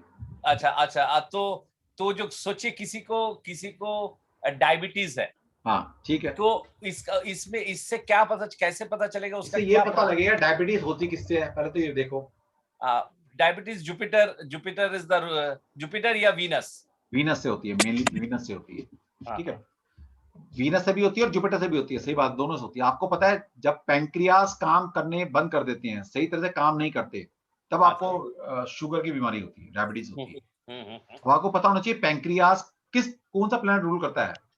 जुपिटर। ठीक है, जुपिटर। और वैसे क्या है, शुगर क्या है? Sugar is Venus. नहीं, शुगर तो अपने आप में जुपिटर ही है, जुपिटर ही है, लेकिन फिर भी मेनली देखा गया है जिसका वीनस खराब होता है उसको शुगर की ज्यादा बीमारी होती है मेनली। तो लेकिन आप दोनों से लगा सकते हो, यानी कि जिस घर में वो रह रहा है उसका नॉर्थ ईस्ट या साउथ ईस्ट दोनों में से कोई ना कोई खराब है, तभी उसको शुगर की बीमारी है। सिंपल। और सर अगर किसी का मेंटल प्रॉब्लम है, तो मेंटल प्रॉब्लम किससे आती है? चंद्रमा से, चंद्रमा से, मून से। सिंपल सी बात है, या तो कुंडली में मून खराब होगा, कुंडली में कर्क राशि खराब होगी, या वास्तु के अंदर उसका मून नॉर्थ वेस्ट दिशा खराब होगी, या वाटर एलिमेंट खराब होगा। अच्छा सर, ये सारा चीज हम लोग रेक्टिफाई कर सकते हैं ना? बने ये चीजें देखो, मैं तो आपको सिखा दूंगा, लेकिन धीरे धीरे एक्सपीरियंस ये चीजें आएंगी। ये चीजें एक्सपीरियंस से आती हैं आपको कि होगा क्या, आ जाएंगे धीरे धीरे। डॉक्टर, लास्ट क्वेश्चन है सर, जैसा मैंने अभी एक 1 वीक पहले ही न्यूमरोलॉजी सीखा, मिस्टर ये के पास, क्या नाम है, संदीप बजाज, हाँ जी, उधर जो नागेश तनवर साइन है सर्टिफिकेट में, वो आप ही का है क्या? सही है, और मेरा- अच्छा मैं ही हूँ। अच्छा अच्छा हाँ। सर एक सर आपके दोस्त के स्टूडेंट्स आपके पास ही आएंगे सर। ये अभी न्यूमरोलॉजी पढ़ने आएंगे मेरे पास, चिंता मत करो। सर वास्तु के इस कोर्स में एस्ट्रोलॉजी का ज्यादा यूज तो नहीं है ना, ऐसे मतलब अब जैसे आज ही पढ़ा है मुझे तो कुछ आज का समझ में आ गया ना, अभी तो नहीं आया सर, वो दोबारा सुनना पड़ेगा। मतलब दोबारा सुन लेना, उसमें सही क्या, कुछ भी नहीं सिखाया मैंने, आज सिखाया क्या? मैंने बताया कि भाई ये प्लेनेट है, प्लेनेट ग्रह याद होने चाहिए आपको। भाई न्यूमरोलॉजी करके आया तो ग्रह याद नहीं है तेरे, ये बता दे जरा तू। न्यूमरोलॉजी कैसे कर ली फिर तूने? नहीं मतलब ये जो राशि है ना, मेष राशि और ये सब टॉरस। और राशि है, जोड़े साइन तो यार बच्चे को पता होते हैं आज की डेट में। हाँ ठीक, बच्चों को पता होता है, 12 ही तो जोड़े साइन है बस, मतलब ज्यादा यूज तो नहीं है। कुछ ही यूज नहीं है, सिर्फ एक डोर सिलेक्शन करते वक्त हम यूज करेंगे इसको बस। ठीक। राशियों का कुछ यूज नहीं है, लेकिन प्लैनेट का यूज आप कर सकते हो। कारक, अगर अच्छा कजन बनना है तो अगर नक्शा देख के ये बता दो कि भाई तेरी प्रॉब्लम ये है लाइफ में, तो फिर तो उसके लिए थोड़ा ज्योतिष पता होना चाहिए ना। हेलो सर, हेलो, थोड़ा सा चिंता मत करो, बर्डन मत रखना, देखो मजे लेके पढ़ो, बर्डन समझ के कोई मत पढ़ना। मजे में जब पढ़ लोगे कब कोर्स खत्म हो जाएगा आपको पता नहीं लगेगा। हाँ जी बोलो। हेलो सर, हेलो सर, बोलो जी बोलो। ये और सर, है अभी- टैंक आपने बताया वेस्ट साइड में होना चाहिए। हाँ हेलो, हाँ जी हाँ जी। और ये अंडरग्राउंड टैंक नॉर्थ में होना चाहिए ये। अब मैंने बताया था कहां से आप माइनस कर सकते हो मिट्टी को, कहां से कर सकते हैं हम, जब वेट सिखाया आपको कि कहां से आप अंडरग्राउंड खोद सकते हो, माइनस कर सकते हो वेट नॉर्थ को, ईस्ट, बस नॉर्थ ईस्ट। सिंपल। कि अंडरग्राउंड वाटर करना है तो नॉर्थ ईस्ट, ओवरहेड करना है तो वेस्ट, दी वेस्ट, और क्या, साउथ वेस्ट में भी हो सकता है। साउथ वेस्ट में भी हो सकता है। और अभी अगर रुक जाओ, नॉर्थ में करें हो आएंगे, सब चीजें होंगी। अभी तो मैंने आपको बताया नोड कहाँ का होना चाहिए, फिर आप डिजाइन करेंगे रूम को, टैंक को, वाटर एलिमेंट को, सब बताया जाएगा, एक एक चीज क्लियर की जाएगी। शांत, श्रद्धा और सबूरी, ये दो वर्ड बड़े ध्यान से अपने लाइफ में अपना लो, जीवन तर जाएगा। श्रद्धा, आपका पहले फेथ होना चाहिए, और सबूरी, सब्र होना चाहिए आप में, सब कुछ सीख जाओगे। सर ये तो साईं बाबा का जो फोटो में लगा है ये लिखा रहता है, हाँ तो श्रद्धा सर फिर सबूरी। क्या हो गया यार, फिर क्या हो गया यार, हम अपना सकते हैं ना उसको यार, हाँ ठीक है। श्रद्धा और सबूरी, अच्छी चीजें तो अपना लो। हाँ हाँ, नहीं सर मुझे मालूम नहीं था मीनिंग का, मुझे लगता था आज समझ में आ गया, आज पता चल। हमारे यहाँ यही होता है, हम कोर्स कम पढ़ाते हैं, हम ऐसी नॉलेज ज्यादा देते हैं। सर ये अच्छा है ज्यादा। सर आपके साथ अभी जुड़े हैं ना, धीरे धीरे सीख जाएंगे। सीख जाएंगे, फर्स्ट टाइम है ना इनका, पहला कोर्स कर रहे हैं। सर नेक्स्ट क्लास कितनी देर में स्टार्ट करने वाले हो आप अभी? नेक्स्ट अभी कर रहा हूँ 6:30 करूंगा यार, मैं थोड़ा सा 6:30 ना, हाँ फिर मैं अभी निकलता हूँ यहाँ से ऑफिस से, मैं घर जाके ज्वाइन करता हूँ 6:30 पे। Bye. अभी मेरी नेक्स्ट क्लास है। Hello sir. हाँ जी हाँ जी, बोलो, निधि कुछ बोलना चाह रहे हैं? निधि जी। हाँ जी सर। सर जैसे आपने बताया कि जो भाव होते हैं, हाँ ठीक है, तो उनके जो भाव होते हैं उनके 12 हाउसेस होते हैं, हाँ राइट? हाँ। तो सर कुंडली और भाव तो ये दोनों अलग चीज होती हैं। नहीं, कुंडली तो इन 12 भाव को मिला के बोल देते हैं कुंडली। अच्छा ठीक है सर।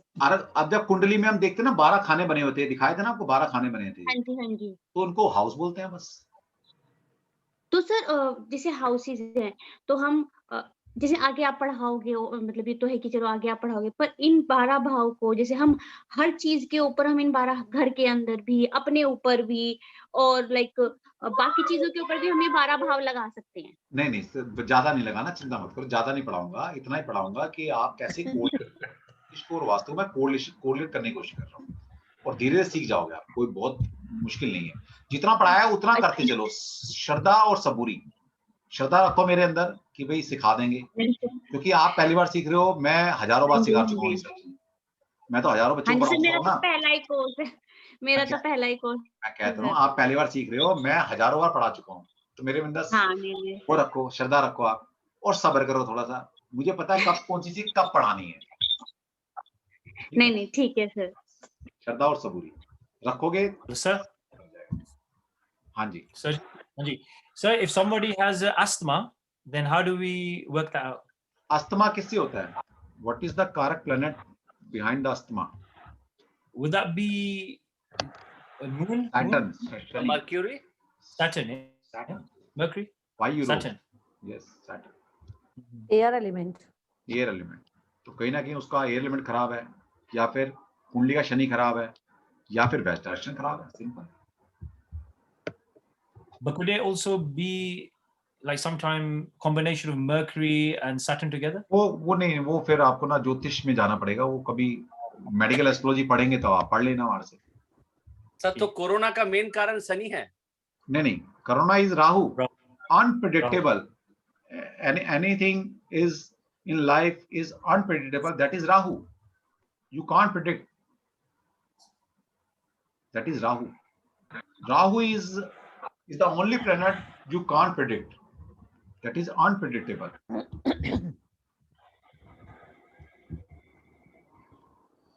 चलो जी, जैसे ठीक है मैडम, मेरी क्लास है, नेक्स्ट टाइम पूछ लेना कुछ पूछना है।